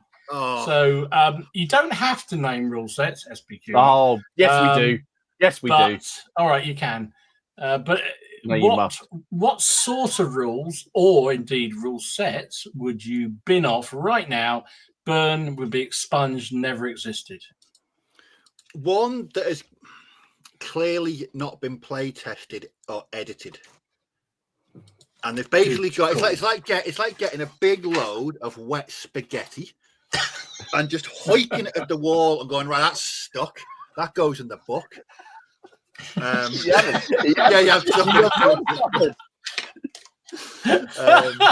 To be fair, I think going back to Sam's beer, I think I gave that a rough ride because I think now that I've finished it and I'm not dead, I think it's it moves up a half a point. I'm gonna actually. You're so nice. I'm gonna elevate it to a 6. It's gone to a 6. I've got the other one here. Should I drink the other one and we'll see? Go for it. Let's see what kind of happens to you. I want to see Ken drink that. I want to see Martin drink 2 of them and see what happens to him. You might. You're going to get. You will get demonetized. I found tufts in my whiskey glass. I found static grass in the ice. I think it's in the ice tray. Oh Jesus! I tell you what, there's some serious comments coming in on SPQR. I'm just saying. Right, carry on. Sorry, so mine would be, and again, there is a rule set out there that I didn't play, and I read through it twice. And it's on my bookshelf, and I'll never play it. I think we all know what it is. Yep. But I've got no malice against it. I just think for me, I bought into the hype, and people were saying, "Oh, I know what this is. Yeah. I know what this is. Yeah, I know the one. Yeah, and so it might when be I got transformative. Might be. I was really looking forward to it. It just didn't. Maybe it was me. Maybe I expected too much, but it wasn't what I was expecting, and I couldn't. I mean, normally, like, there we go. As an example, Midgard. When my Midgard book arrived, I sat down and I read through it, and I was like, I know most of Midgard now, because it's just one of those rule sets where you can read through, and it just all sticks to your grey matter. There's been a couple of rule sets where you sit down, you read, you think it's just not going in. I'm not grasping it. I don't like the I would say if you have to reread a rule 3 times, then there's something wrong. Yes, there's something wrong. I mean, even if you don't necessarily agree with a rule, the fact you have to reread it is exactly. Wrong. I mean, another example of that is the Doomed. When I got the Doomed, I sat down, I read that, I was like, I know how to play the Doomed now, because the rules are just they're intuitive, and they don't. The Doomed is where you play against monsters. So you can play it as solo, or you can play it as co-op. Okay. It may be Matt. It may be. I'm not saying, because I feel bad because it's someone's work, and they put a lot of effort into that rule set and that book. So, kudos to them. It was just.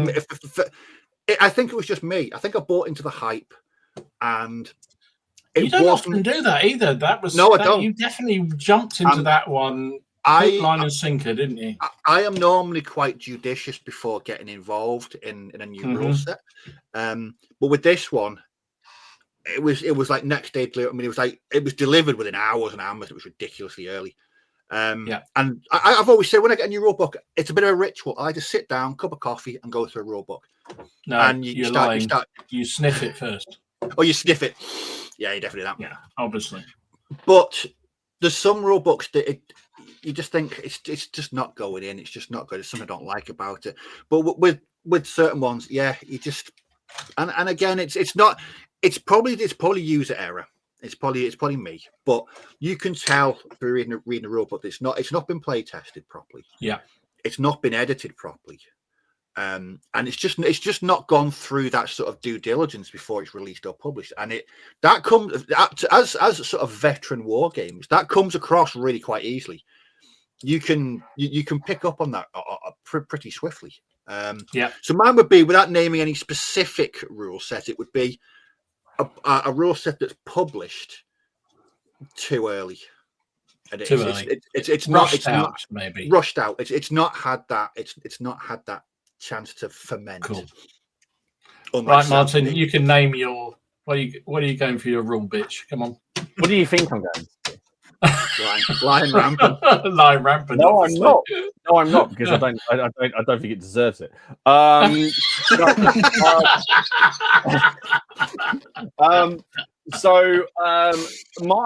rule set, and I think this is going to be unpopular. I just want people. Bolt action. I just don't care. I just don't care. Right? I've tried. I've played it. I've got the game. I've got all the editions except the latest one for that brief moment it was in my house for the giveaway. And I sat there and none of my memorable wargaming moments are bolt action. Right? And I don't care, and I know the chat is going to say no, right. But for me, I don't know what it is. I just, for some reason, I have realised that it's not the game for me. Right, there we go. Major clanger, bolt pointless. There we go. I know people enjoy it, and I'm very happy they enjoy it. I really, it's Warlord's, premier game, and I therefore get the Sam, dude. After sending me that beer, I don't trust anything you would say. And I don't think it's the period, because I've played other World War II games. Like, I enjoy Flames of War, for God's sake. Right? Oh, bloody hell. But I have not. I sat there thinking back over games of bolt action, and what I can't think of a game of bolt action. I have played a lot of it. Right? There was a period where for about 2 or 3 years we were playing once a fortnight. You know, it was the game that we played, and I just don't enjoy it. I just don't. I can't. I just find it hard to enjoy, and I don't think it's the period, because I do play other World War II games. I quite like thematic World War II games. So, you know, a tank game. You know, maybe it's a combined arms aspect of it. I don't think it particularly succeeds that very well. No, but the thing was, when we were when I went to Warlord to the open day. It was very obvious, because obviously the Warlord Open Day was a bolt action event. James was there. We were chilling out with a cup of tea, weren't we, James? And then there was this moment where they were coming around and they were handing out sprues for people to stick together, and of course it was all bolt action. And I was sitting there, and everyone was happily sticking these things together, and I was just sitting there going, "I want to leave." Whereas I was going, this is free stuff. I'm having free stuff. Yorkshireman comes out. The same thing was I was there at the time, which was the epic stuff, which was like, no, you need to be pushing this. Come on, push it. You're doing really, really well on the ancients, like Hail Caesar ace. I know it's not going to make it. I haven't played bolt action now in probably at least 3 years, and I think my life's better. Right. Okay. James, moving on from the irrational hatred that Martin has, what are you going to the rules from? I try to see the good side in like most games, even if I don't like them. Oh, you're all so nice. Well, if there was one I was just going to win, I can't see the point of it. And I'm sorry, Stu, for Miniature Realms. I just don't get the old world, the new Warhammer. It just seems. Now I might be demonetized on that basis. Yeah, it seems like they've released a game which died off like 10 years ago and not really changed it in any massive way based off all these other things which have come and done things better in between. I mean, mine's still in the cellophane. I've got it down here, and it's still in the cellophane. That's the only one I just can't see the point. Like I'd just go on eBay and buy one of the old versions for like £5 or what. Well, it's probably not now, is it? But no. Do you think it was a not so subtle tug on people's nostalgia? I think so. I think it's a nostalgia thing. But then even then I looked, because I did buy a few minis because I was chatting with Stu quite a lot, and I was actually like, I'll see where the rules go. And then they published what was coming with the rules, and I was like, well, it's just as like old Warhammer. And I had loads of fun games of Warhammer when it was Warhammer.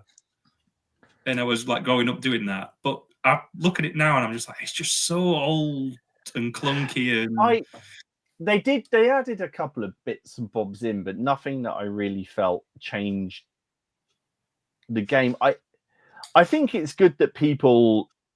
It was really nice to see everyone excited about it. Yeah, I like Warlord. I just don't like that game. Yeah, I don't think there's anything wrong. Like, I love the world and all that's there still, and I think those which enjoy it, like Stu's doing some great stuff with it. I just went. It just not inspire. It doesn't inspire me. Like, the thing is, though, with the old, I'd use the minis to play something else. It's like every now and again I'll sit down and I'll read a couple of Felix and Gotrek stories, and they're brilliant. I mean, the world, the lore, the background, fantastic. And the what's that trilogy? Oh, I forgot what it starts off with. The Conrad trilogy. No, Conrad. the Conrad trilogy. Again, set in the old world. Yeah, and it's not of the rings. It's. So I'm just quoting from Randall from Clerks. No, what else? Sorry, there's only one return, and it's not of the king. Yeah. It's of the Jedi. Oh, Jesus. Should we throw in another number here? Because we can have a link to it. So rather than use those minis for the old world, I might use them for number 19, which is Midgard. When I find it right. I've lost 19. I can't see it. I got 19. No, I'm good for 19. I got 19. Unfortunately. Oh, Midgard. Midgard, yeah. Which I actually, to be honest, I've not really any intentions of playing, but that's just because I don't need another project. And this is why I won't be getting involved in Trench Crusade. I'll be using these mates for something else. But I do like the background. But I think 2025 might be the year of me not actually starting any new games. That's a lie. I know it's a lie. It's never going to happen. You've got to tell lie. Liar! You've got to tell yourself that, though, haven't you? It's sort of the traditional resolution.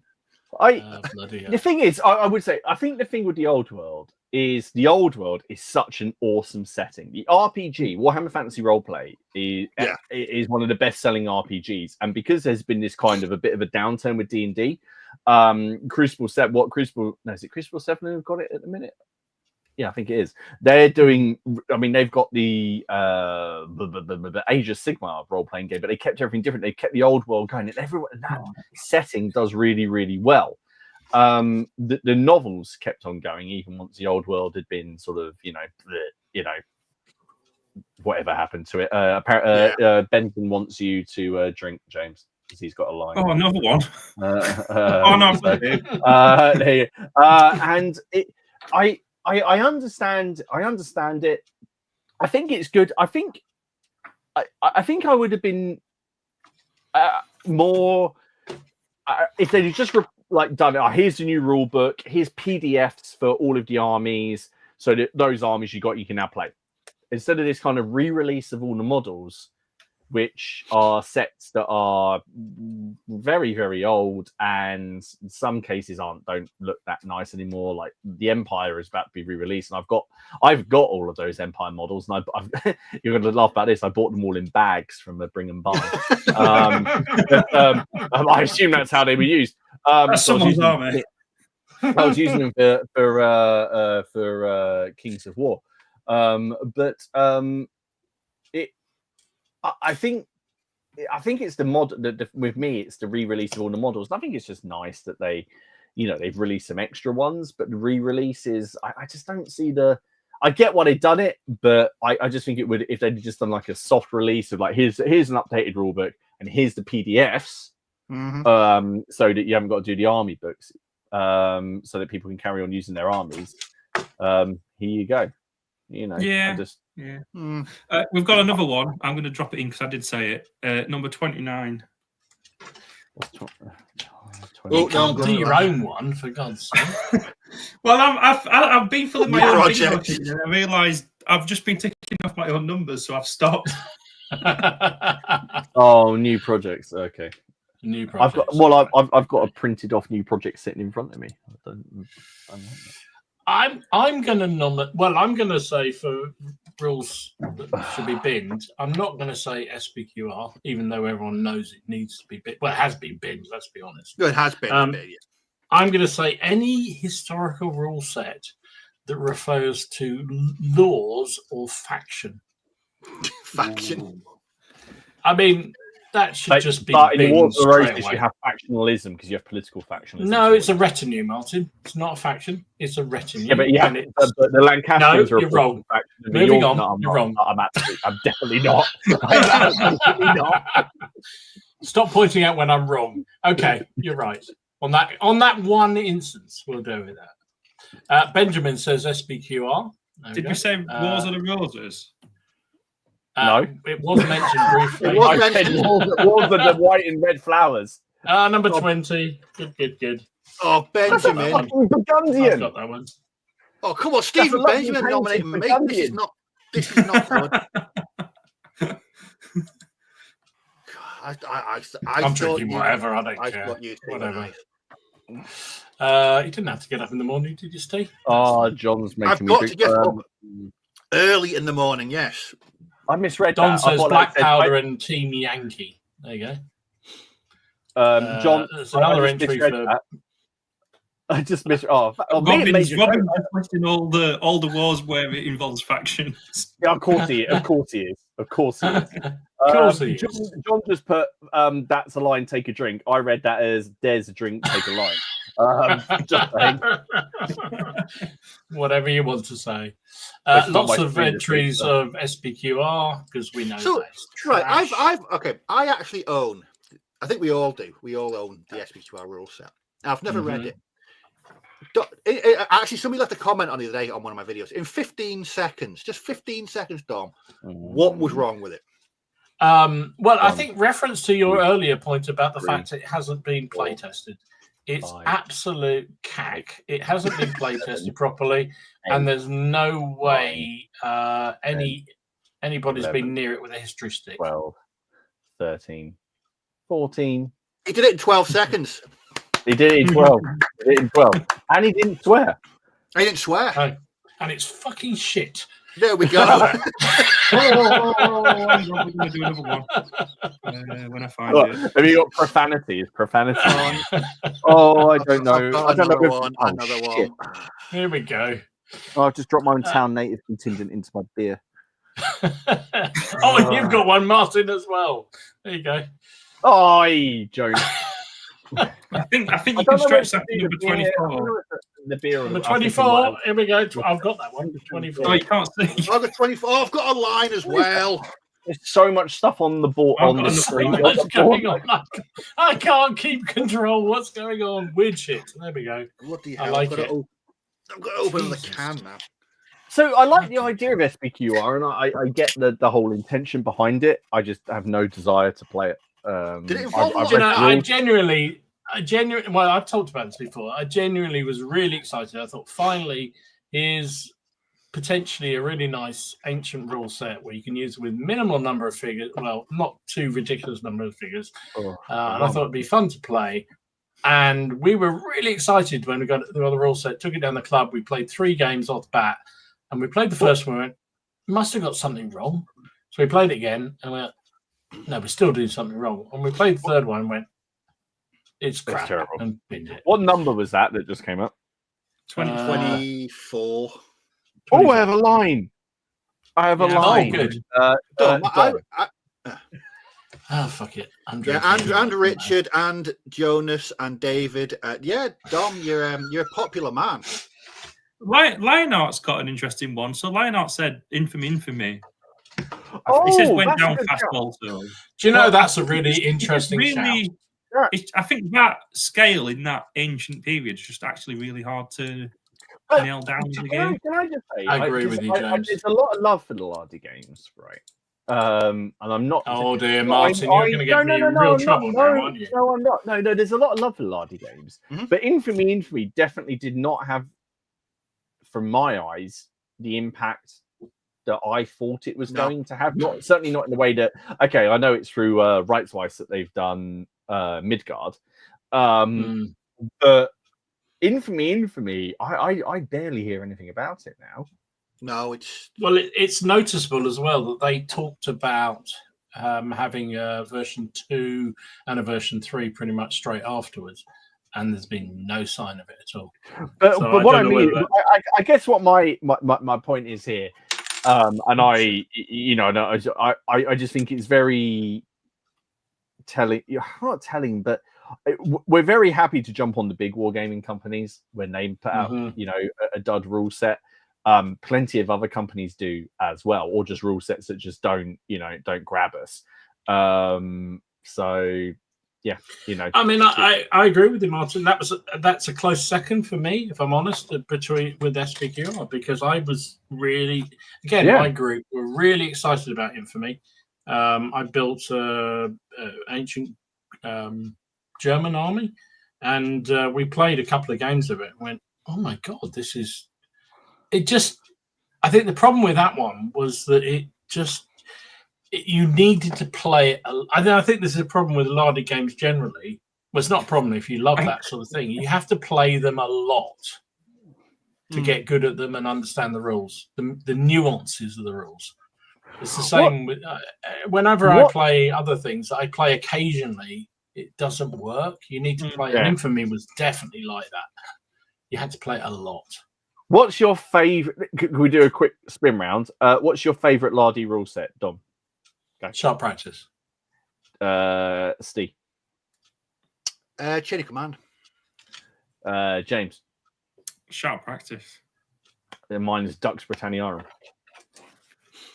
There we go. Just because we do love All the different. Lardy. Oh, I love the Lardy stuff generally.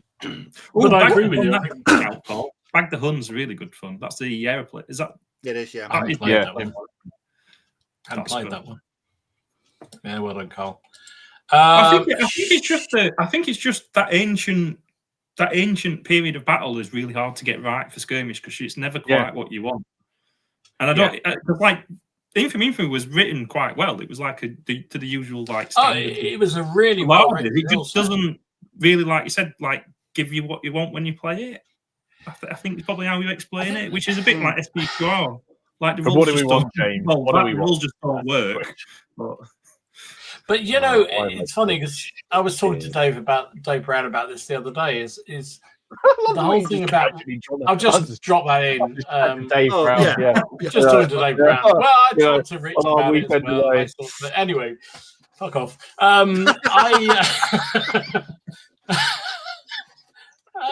You know, it's such a difficult thing to build rule sets for us gamers because we are frigging awful people to set up because we all have our ideas about what a period should do, right? So you either come at it from a purely historical point of view, where this is the way and that's Dave's view. I'm writing this as a historical rule set that you can reenact a battle, and it's something like I think the battle would have happened. And I kind of, you have to say fair dues to him. That's a great way of doing it. But we all have our preconceptions, don't we? We all think that things shouldn't play the way they do. So I admire anybody who does rule sets. With me, when I first got into Space Weirdos, I had the complete opposite. What? It's just the way he was talking about ancients, and then you're like, Space Weirdos. Yeah. No, it's always bloody Space Weirdos with you. I know I'd seen it. I'd seen it on Tabletop Minions. I generally, adamant. I think his takes on wargaming are really good. So I generally, for me, he's a trusted font of knowledge, and he really likes Space Weirdos. I wasn't convinced because I thought, how can you have a rule set with that few pages, and it'd be that enjoyable? So I thought I'm gonna print this off. I'm gonna play a couple of games. I'm gonna hate it. I'm gonna just And then I played it, and I was like, why didn't I know about this 2 or 3 years ago? Because this game is immense. This is a fantastic game. So it was kind of the opposite. I went in with like thinking I was going to bin it off. I was like, I've only paid £5 for it. It's nothing. And I loved it. From the first I can honestly say from the very, very first game of Space Weirdos I played, I just loved it. I just loved the simplicity. I just loved the fun, everything about it. The fact that you can learn the game in 10 minutes as well, it's just really good. So I think also the interesting thing with any kind of rule set is also they sort of come in and out of your life, don't they? Sometimes what you loved for a while, after a while, it just isn't what you want anymore. That's what I said the other week. What I said the other week about Rogue Trader 40k. I've got cracking memories of that game from 30 years ago. It was like my first sci-fi war game. Having gone through the rules sort of over the past, I think if you try to play that these days, I mean, I think Alex said the other week that if you were to play 40k, sort of Rogue Trader 40k these days, it's best played as a role play game. Yeah. Rather than a skirmish or a tabletop game. Play it as a role play game, I think you would have an absolute total blast. You really would. Yeah, absolutely. And I think that's I know my game choices, enjoyment has changed considerably over the years. So things that I used to love, the sort of mechanics I loved in the game back in the day, I don't really like anymore. And that's why I go back to the sort of I admire people who put themselves out there. We always say about doing videos for YouTube, you sort of putting yourself out there a bit and a bit scared. Imagine doing your own rule system. It's like you put yourself out there in a big way. So I kind of admire anybody who does it. I think Can we yellow card Steve, please? I feel personally attacked by a space drone. Robin has suggested we mention Battle Group and Soldiers of Napoleon, which is I'm going to give number 27. Just as well. Oh God. 27. I can't read it. Squares are for chumps. I like that. Right. So, yeah. This is a difference, right? You've put Martin of Orange on there. So this is why, in reference to anyone who's not watched my Soldiers of Napoleon game against Robin, in Soldiers of Napoleon, you have to actively form square. Robin refers to it as the grown-up way of playing. So that they're like, there's no charge, there's no magic square. You don't get a charge reaction, so you get all of a sudden, out of sequence movement. So you see Cavalry fucking form square. Why? Like, and I should have done that. Robin just had a card. Although Robin, someone has just commented on my video saying, "Are you allowed to make that 45-degree wheel during that charge?" Ooh, But anyway, essentially, I did not form square because they were a long way away. It's just that the way that Soldiers of Napoleon works with the card activation, they're never as far away as you think they are, especially when someone gets something called like reckless charge and someone goes bounding across the battlefield. So it's got that quite narrative moment. So yes, there is a moment where these I think they were chasseurs de cheval come crashing into the Highlanders, and then some lancers caught the Cornwall regiment, and I do really like that system. But just back to there, the Prince of Orange did it by accident. I did it on purpose. You've gone one better. You did it on purpose. That is awesome. Why is Andrew making me drink? And David, how can everyone have these lines? I haven't even had to. I think we've James, been going for frigging 2 hours. We're now over time. Do we carry on, chaps? We're 2 hours in. What's next? What's the next one on the thingy is I've lost it. Just drinking that beer. Figure ranges. I forgot whose turn is it now. It's you, Martin. Is it me? So figure ranges you want to bin off. War Games Factory, the ones that the AWI, the skeleton ones, the samurai. I think War Games Factory had their time, and I think they did very good at the time. But I just think now there's better ranges, and it needs to take the graceful trip to model Valhalla. And they made those skeletons with separate feet so they can do one. Exactly. I didn't say this because I knew that Steve would be on my side. Okay. I think we've probably gone as far as we need on that one. That was probably done. We'll put that one in the bin. I agree. I think dated figures generally are just, there is some charm around some really old figures, but not those ones. I thought you were going to say the potato-fisted figures. That was, that was on my, because those footsore ones I just did had the same thing. Those lancers. So like a potato fist. Anything with if you look really carefully, you can see they've got these massive. They look like they've got some kind of cushioning to stop you. Gladiators used to have to stop you smashing your fingers. David. Exactly. David, behave. The old warlord Romans, the old imperial. That's a good shout. Yeah, they're pretty horrible, aren't they? They were good. They were good when they came out. They just haven't aged well. I'm going to say generally multi-part figures. Just why? Just get rid of the fuckers. Get rid of them. They are absolutely pointless. I don't mind a different heads, a different arm. That's fine.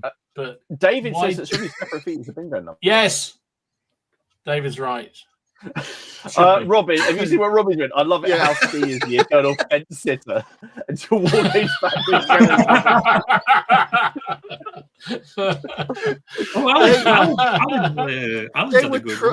They were traumatic. Absolutely. You don't expect separate feet. Until it personally hurts you, you don't. Yeah.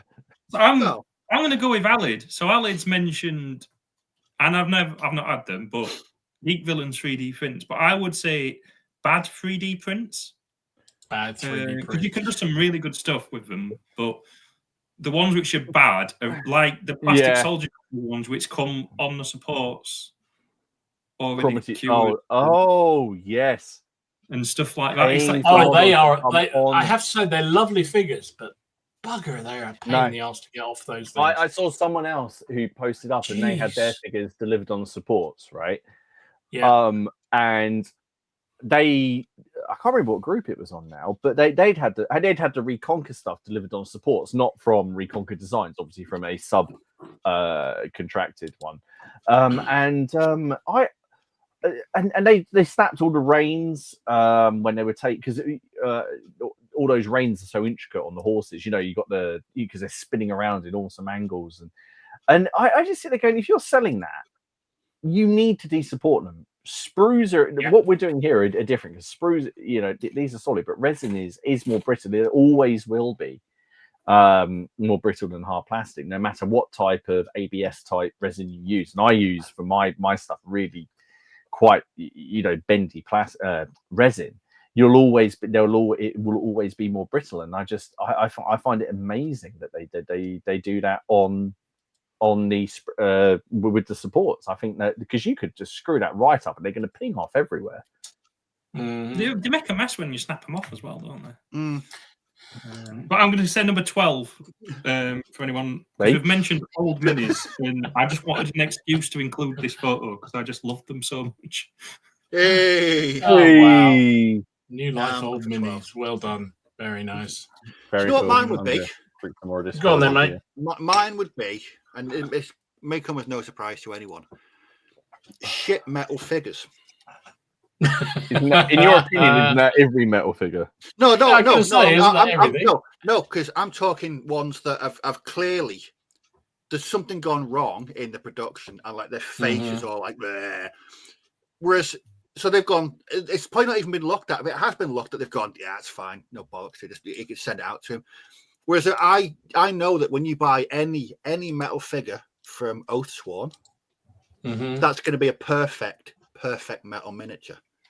Whereas some, I mean, I don't buy very many metal miniatures, but when I do, I always brace myself for thinking they're going to be unpaintable or unusable, because with plastic, you just print them and inject mold and get them out, and they're all the same. Whereas metal, it's more of a crapshoot. It's like, are you going to get a good mold? Are you going to get a bad mold? Are you going to get one where the guy's face looks like an elephant's kneecap? It's just you just don't know what you get. And I think for me, sometimes metal miniatures can just be. It doesn't matter who the company is, how big, how small. It's a crapshoot of whether you're going to get a decent one or a I hear what you're saying, Steve, and I would expand that. I don't agree with you on the plastic front, because I think to me it's about the molds themselves. Have they maintained and replaced the molds? Because a lot of figures you get that have mold lines all over the places because the molds are shit. And it doesn't, and some metals are like that. You also get plastics like that, and your heart falls when you open the box and there's something in there, and it's like mold lines everywhere and chunks of metal. Oh God, no! I mean, I still can. There are still some plastic. I mean, I got a box of the Oathmark Human Infantry, and I said, and my mate bought the same box, and I said, "Did you spend like 4 days?" Just cleaning them up? He was like, no, mine were fine. I was like, mine were just like flash central. It was just flash and mold lines everywhere. Carl's agreeing. It's about quality control. I think it is. It is. It's quality control. But the thing is, so I'm sticking together the town native contingent, right? And I assume they're very similar to just the basic Zulu sprue. But there are some arms don't do this. Right, no. It's something I've learned in getting the figures designed. Is that there's certain things that the human body can and can't do, and some of the poses that these guys are in look like they're extras from The Thing, and like it. I said to my mate with the Zulus or the unmarried ones, compared the Perry's ones are so natural looking, like Yeah. they're doing what they should be doing. Whereas some of the Warlord ones, it's like they've had too much E numbers. they're like flailing. Yeah. They're flailing around the place. Really, like But for me, if it wasn't for plastic miniatures, I couldn't kit bash. I couldn't. Is it my choice? I'm going to bin them. Just get rid of them all. Fuck them off. It's done. I've lost control. Who's James? Have you had to go on this one? I think I kind of opted into what Steve said, didn't he, with the bad 3D prints? Yeah, 3D prints is fine. I think we can put that. Lack of quality control. I think quality control. Yeah, love it. Louis Baby says a range of poses, AWA ones, all marching and or nothing. Yeah, that's true. I think Ben's agreeing with us about remaking the molds. Yeah, I mean some of the molds are a little bit old, and I have to say, all glory to. Occasionally, you get something. You go, oh my god, I'm going to have to get a bloody drill on those things. Multi-part 3D printed figures in 15 mil. What? That sounds horrendous. Although I will say those is it Breed 3D or 3D Breed Vietnam? 3D Breed. I've got a stretcher bearer team that's multi-part. It's 15 mil. Yeah. Gee whiz. I don't know about these. Lazy says some of the over fussy new Games Workshop stuff standing on their own, like the weird rocks or smoky. I would say on top, just link to that. I was looking because I'm doing an Undead Army at 28 mil for Midgard. I wanted to get some hero models. Mm-hmm. So I thought I was looking through Games Workshop because I love Games Workshop models. Don't get me wrong, love them. I love painting them, love building them. I think they're great. And I found this Vampire Lord. I thought that looks really good, and it had the 90% of the model is brilliant. Then it's got this hair with bats in it. I'm like, why has it got Why has it got bats in its hair? I just don't understand. It's like they purposely just ruined a model by putting bats in the hair. I just couldn't. Makes no sense. It doesn't. Mini Agnostic says tiny horses and unnatural poses on those Warlord resin Napoleonic cavalry. I haven't seen them. The EBOB horses. The EBOBs. Yeah, lots of people use those, don't they? Oh dear. Yeah, not good. John says Plastic Soldier Company 20 mil World War II. So many missing. I don't know what he's missing, but he's missing everything up to the beach. Yeah, the plastic kits they did are lovely, but they've just stopped with plastic, haven't they now? David says any GW figures cast in fine cast can get the bin. Yeah, and generally shatter into a million pieces when they get in there as well. That's the problem with a lot of those things, isn't it? I think Tim's answered it for me. It's a bloody vampire. Thanks, Tim. Yeah, it's There we go. There we go. There we go. Ben says any Warlord, they're not scaled to their plastic. So the metal, I think he means the metals that don't match. I don't understand that. I know they bought a whole load of plastics, but why do their figures not match across their own range? It's different sculptors. They're different sculptors. I know, exactly, Martin. I know that's it, but they should there's loads. Well, yeah, but the thing is, there's different. Like they've bought, for example, some of the Arthurians. That Arthurian kit, I found out the answer to my question, which is why does Mordred look different to someone else? They're different, sculpted years apart by different people. It's that simple. And that's why you buy a lot of Rangers, don't they, Warlord? So like the lance next to metals are Paul Hicks. Yeah. And then plastics. I don't know if he did the plastics, but it was the same company which Warlord bought, which did the plastics, but they are slightly different. Yeah, because I've got the starter box, and the metals are slightly. You can tell they're not the same sort of sculpture or range. But that's why I replace all the team weapons in any sort of medium machine gun team, machine gun more. I kit bash plastics because. Oh, I should have put rocket batteries in. You should have, shouldn't You've you? not got no rocket batteries. Victrix. Yeah, I would Yeah. put Victrix in there straight away. I mean, some of their Victrix is lovely, but why do you need multi-part plastic? It just doesn't make sense. Because Turnip 28 exists. Yeah, well, that's just Yeah. wrong on every level. That should go in its own. What number are we on 101. now? How many were we- I don't how- know. what- 153. We're on 5. We're not. I We're think. obviously not doing the news. We could do the news if you want. Do you want to do the news? Nah. No. Nah. Forget it. Bin it off. Don says, does Martin want to attack Warlord's minis? He's already burned his bridges with that faction thing. No, I don't know. I think they're good. No. I think they're good. I really like those Arthurians, and I think that Mordred being actually a bit chunkier is actually quite cool. I don't mind having models at a scale with each other, particularly. If you look at my Napoleonics, there's Perry, front rank, Warlord. I think I've got some. Most of my they've got Victrix in there as well. So it's John, I think number that's, 20. We're on 20, Oh. aren't we? Oh, I got 20. That was Oh, a line as credit. well. Oh, Is it just because Don popped up? There we go. Don and This Mike. number There we go. 14. Oh, look, there's one with all of us in there. Cool. Do you remember that guy in the middle there? Did he ever? Vaguely. I don't know what happened to him. I Don't did remember consider him. putting. When I put featuring Don and Mark, I did consider putting Ken. Trey Jannings, go on, Tom. Oh, fuck it. Does anyone remember Okay. that time when there was me, James, the other James, and Yorkshire Ken all on here at the same time? I was on there too, and I couldn't understand a flipping word you lot were talking about. I needed was on subtitles. holiday. I was on holiday. I clicked onto it and clicked off because I didn't know what was going on.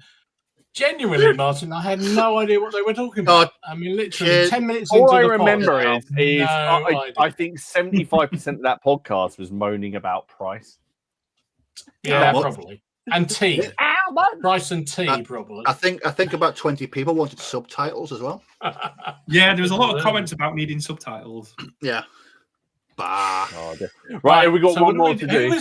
Who were we doing that? Who had that one? I can't remember now. I can't even remember figures. I think it was me. It was me. Yeah, who you binning? War Games Factory because Bin 'em, Get rid of because him. that was your choice. All right, we're going to the Separate last feet. one. Rule mechanic. Oh, So blimey. what rule mechanic are you going to bin off? This is James, I think, because I'm lazy and I can't be bothered. Do you want me to James. go, Oh, go on, Steve. You got one? Yeah, no, I've got Mechanic. a comment from Bobby. He's painting Gene Stealer. I absolutely love the Gene Stealer cult miniatures that Games Workshop do.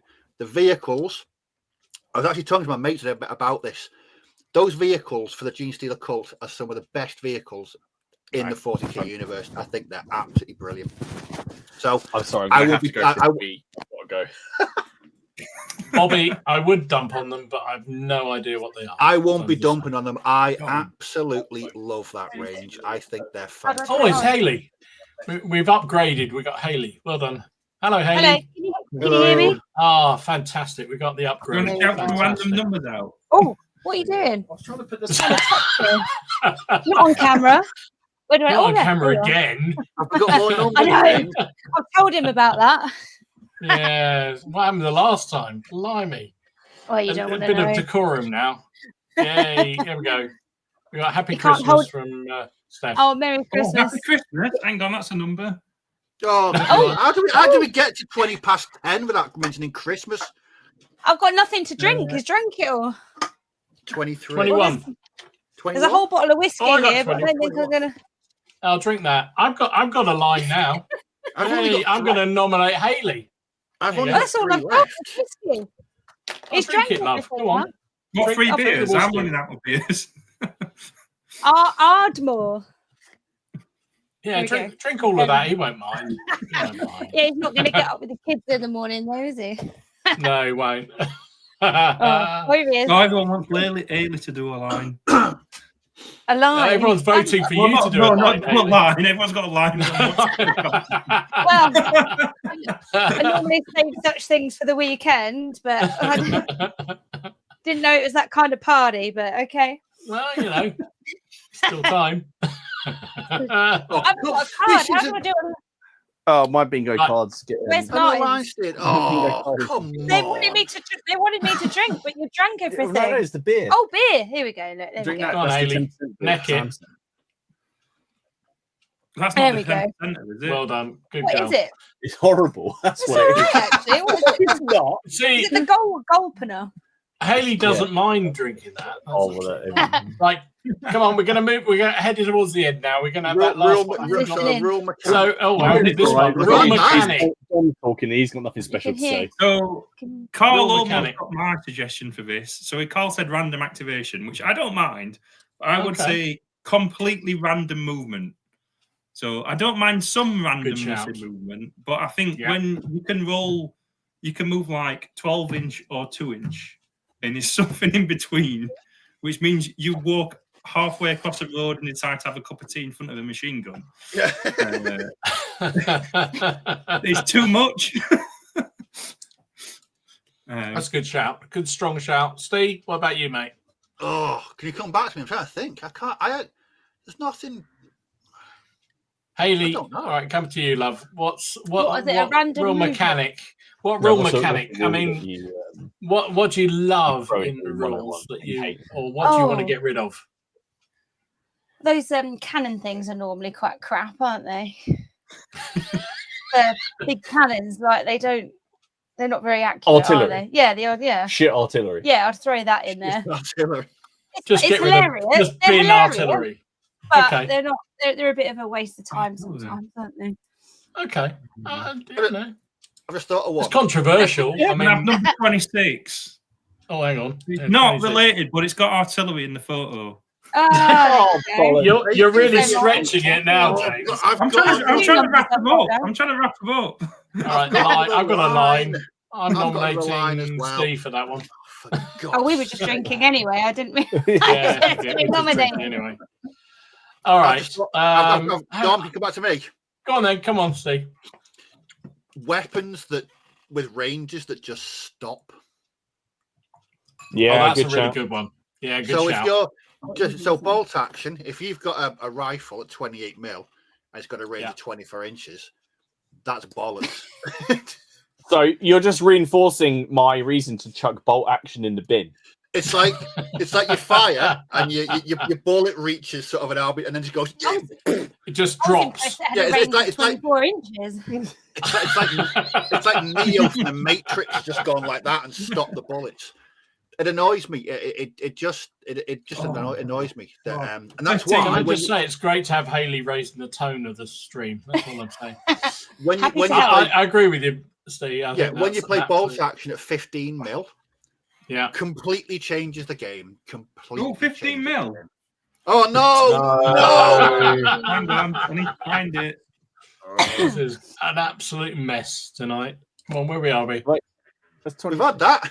Oh, I got 26. There you go, that one. There you go. 15. 15. Well, I What number's realised I that? shouldn't. I 15. randomised the order of all the slides, so I'm having to search through all Oh, the. Sam. I think you fixed it.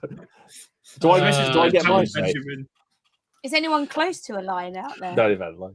I don't even I've loads got of one. I've I only think got, there's only I've about only got 4 one left. left, actually. No I've one's only got- finished. I've I'd got be amazed. 2 numbers left. I 2. got 6 All right. left. So we There's got. 4 numbers You haven't left been and doing you've got yours. 6 left. So Samuel Yeah. says pre-measuring. That's controversial. I got mine. Ooh, What I've about got mine? There's 6 numbers left. Binning What was that? pre-measuring. Mine I don't is, think you can do that. Why do you want to do that, Sam? Why do you want to do that? No, Dom. Figure removal. Yeah, I was coming to that. Here we go. I hate it. Duck sprit. There's no where there's no casualty removal. The unit table footprint No! realistically stays the same. No. No, you're wrong, Martin, because Duck says No, He doesn't want it. because you're accepting No. that like 24 No, men represent you're wrong. 500. Ducks why is does it right. matter? Because it's not to say. Yeah, I think there's something there. Yeah, he can only do lines. He can't do squares. Square. I'm drinking that shit Lionheart's beer. one is It's this not is nice. just degenerating. having to use different sided dice in the same rules. No, I'm that's- with you on that one, no, Lyle. no, I'm that's- with you on that one. That Space Weirdo's gone then. No, can't have it. It's been- I love using. Oh, different bug dice. off! No, 'cause wrong. That's the core mechanic of Space Weirdos. If it's difficult, you It can is roll for, higher um, dice. Is It that is like for Yeah, Magic in the Forest stream? as well. To be fair, Yeah. Oh, Dom's Yeah. being controversial. Oh, changing dice mid game. Dice in the game. Martin does that all no, the time. that's allowed. Excuse That's me. definitely allowed. Definitely allowed. Do you know, Dom, no, what? you're wrong. You're just wrong, mate. I'm You really sorry, changed that's your dice. really I No, usually am, mate. What can I removal. say? Oh, I don't want figure removal during it. Well, especially no with Why big would I red want to or- paint Do you all know- these figures and then fucking take them off the board? Yeah, but you take the ones you don't like off first. So You like I'm going to take go number Gerald and then 17. Arthur, and you know. 17. 17. So there's one game Oh, where 17. removing figures makes sense. Oh, Windy windy game. boat game. No, Lovely. can I change? Do you know what? I just don't. I don't even consider that a game. That's why I didn't pick it. Can I change my mind about what we were chucking in the bin? Why is it not a Oh, the game? truth is coming out now, viewers. Now he's had a drink. He's letting rip. That's what I like about Blood and Steel. Modern weapons have an unlimited range. Yeah, agreed. Yellow card. It's for hard though, Tim. isn't it? But it's about that difference between a game and a sort of war reenactment Simulation. isn't it? Yeah. Yeah, that's the one. Oh, I think for God's it's, sake, Steve. bingo. Someone's got oh. Steve, we're back on again. So who was choosing? Oh, James, your choice then. What are you binning on rule mechanics? Random movement. This is true. Sorry. Random movement. Completely random movement. I like a bit of randomness, but it being entirely random is too much. I'm with you on that. I'll vote with that. I don't Is this- understand your So sentiment. is this a variable movement thing? Yeah, Well, where I literally like- you can move anything from You've got to have 1 variable or 0 movement, to 15 inches. Or something Yeah, stupid. I like a bit Wrong. of it being random, but I think when you can I move wouldn't to know, like, when? Like, when you it's a bit too extreme. Too many innuendos here. I can't go. I'm keeping Haley's- quiet. Haley's going to explode in a minute. I can I'm tell. trying to be good. Yeah, All right, so we're I'm done. drinking your beer. Yeah, feel I think free. Do we're we get a at line? the end of Do you that want to one. wrap up the last few numbers? Go on then. Give us a last So we've number. got- We've got, We can do it. I'm going to find it because it's the wrong way around. Number 18, which is not that one. It's the 1 and 8. No, Yeah, hang on. one Hang followed on. by an 8. I got 18. Yeah, no, but they're not. The numbers on these slides I'm looking at are not in the right order. Well, what fool put them together, James? Well, I randomised them in case we just ran through the slides. You read- Hang on, let's just roll through them all, shall we? There we go. Should have had a Hang on. spreadsheet. Oh, wait, Sam go wants 32. you to drink. Goodbye. We've not had 32. 32, charity raffle. I got Oh, yeah, we 32. must say, Charity before raffle. before we all fall off the tables in sensibility, thank you everybody once again for contributing to them to the charity raffle for Oh, yeah. Crapcon. Absolutely awesome. This community is fantastic. We love you all. So well done for that. And 32. So if anybody's got a line, they can give it to Haley because she needs it. Where are we? Moving forward. Yeah. Keep going. There we go. You're drinking 10% Here we beer. go. Stop back. Go back one. 18. There you go. Oh, we've not had 18. 18. Oh, I've got another line. I got house now. I'm not fixing it, but I got house. I'm one from house. A house. What happens in the house? What happens to? I have no in idea. house? It's at the end of the stream, probably. We've got 2 left, so we've got number 30. Full house, Full all house, drink up. All There you drink go. up. I got 30. I got a line. Martin's got a line. There's only Too Hey, late. Haley Is can that drink- your Haley first can just line? drink that. Jesus, Haley mate. can I'll drink just, that. I'll just finish the beer, shall I? Right.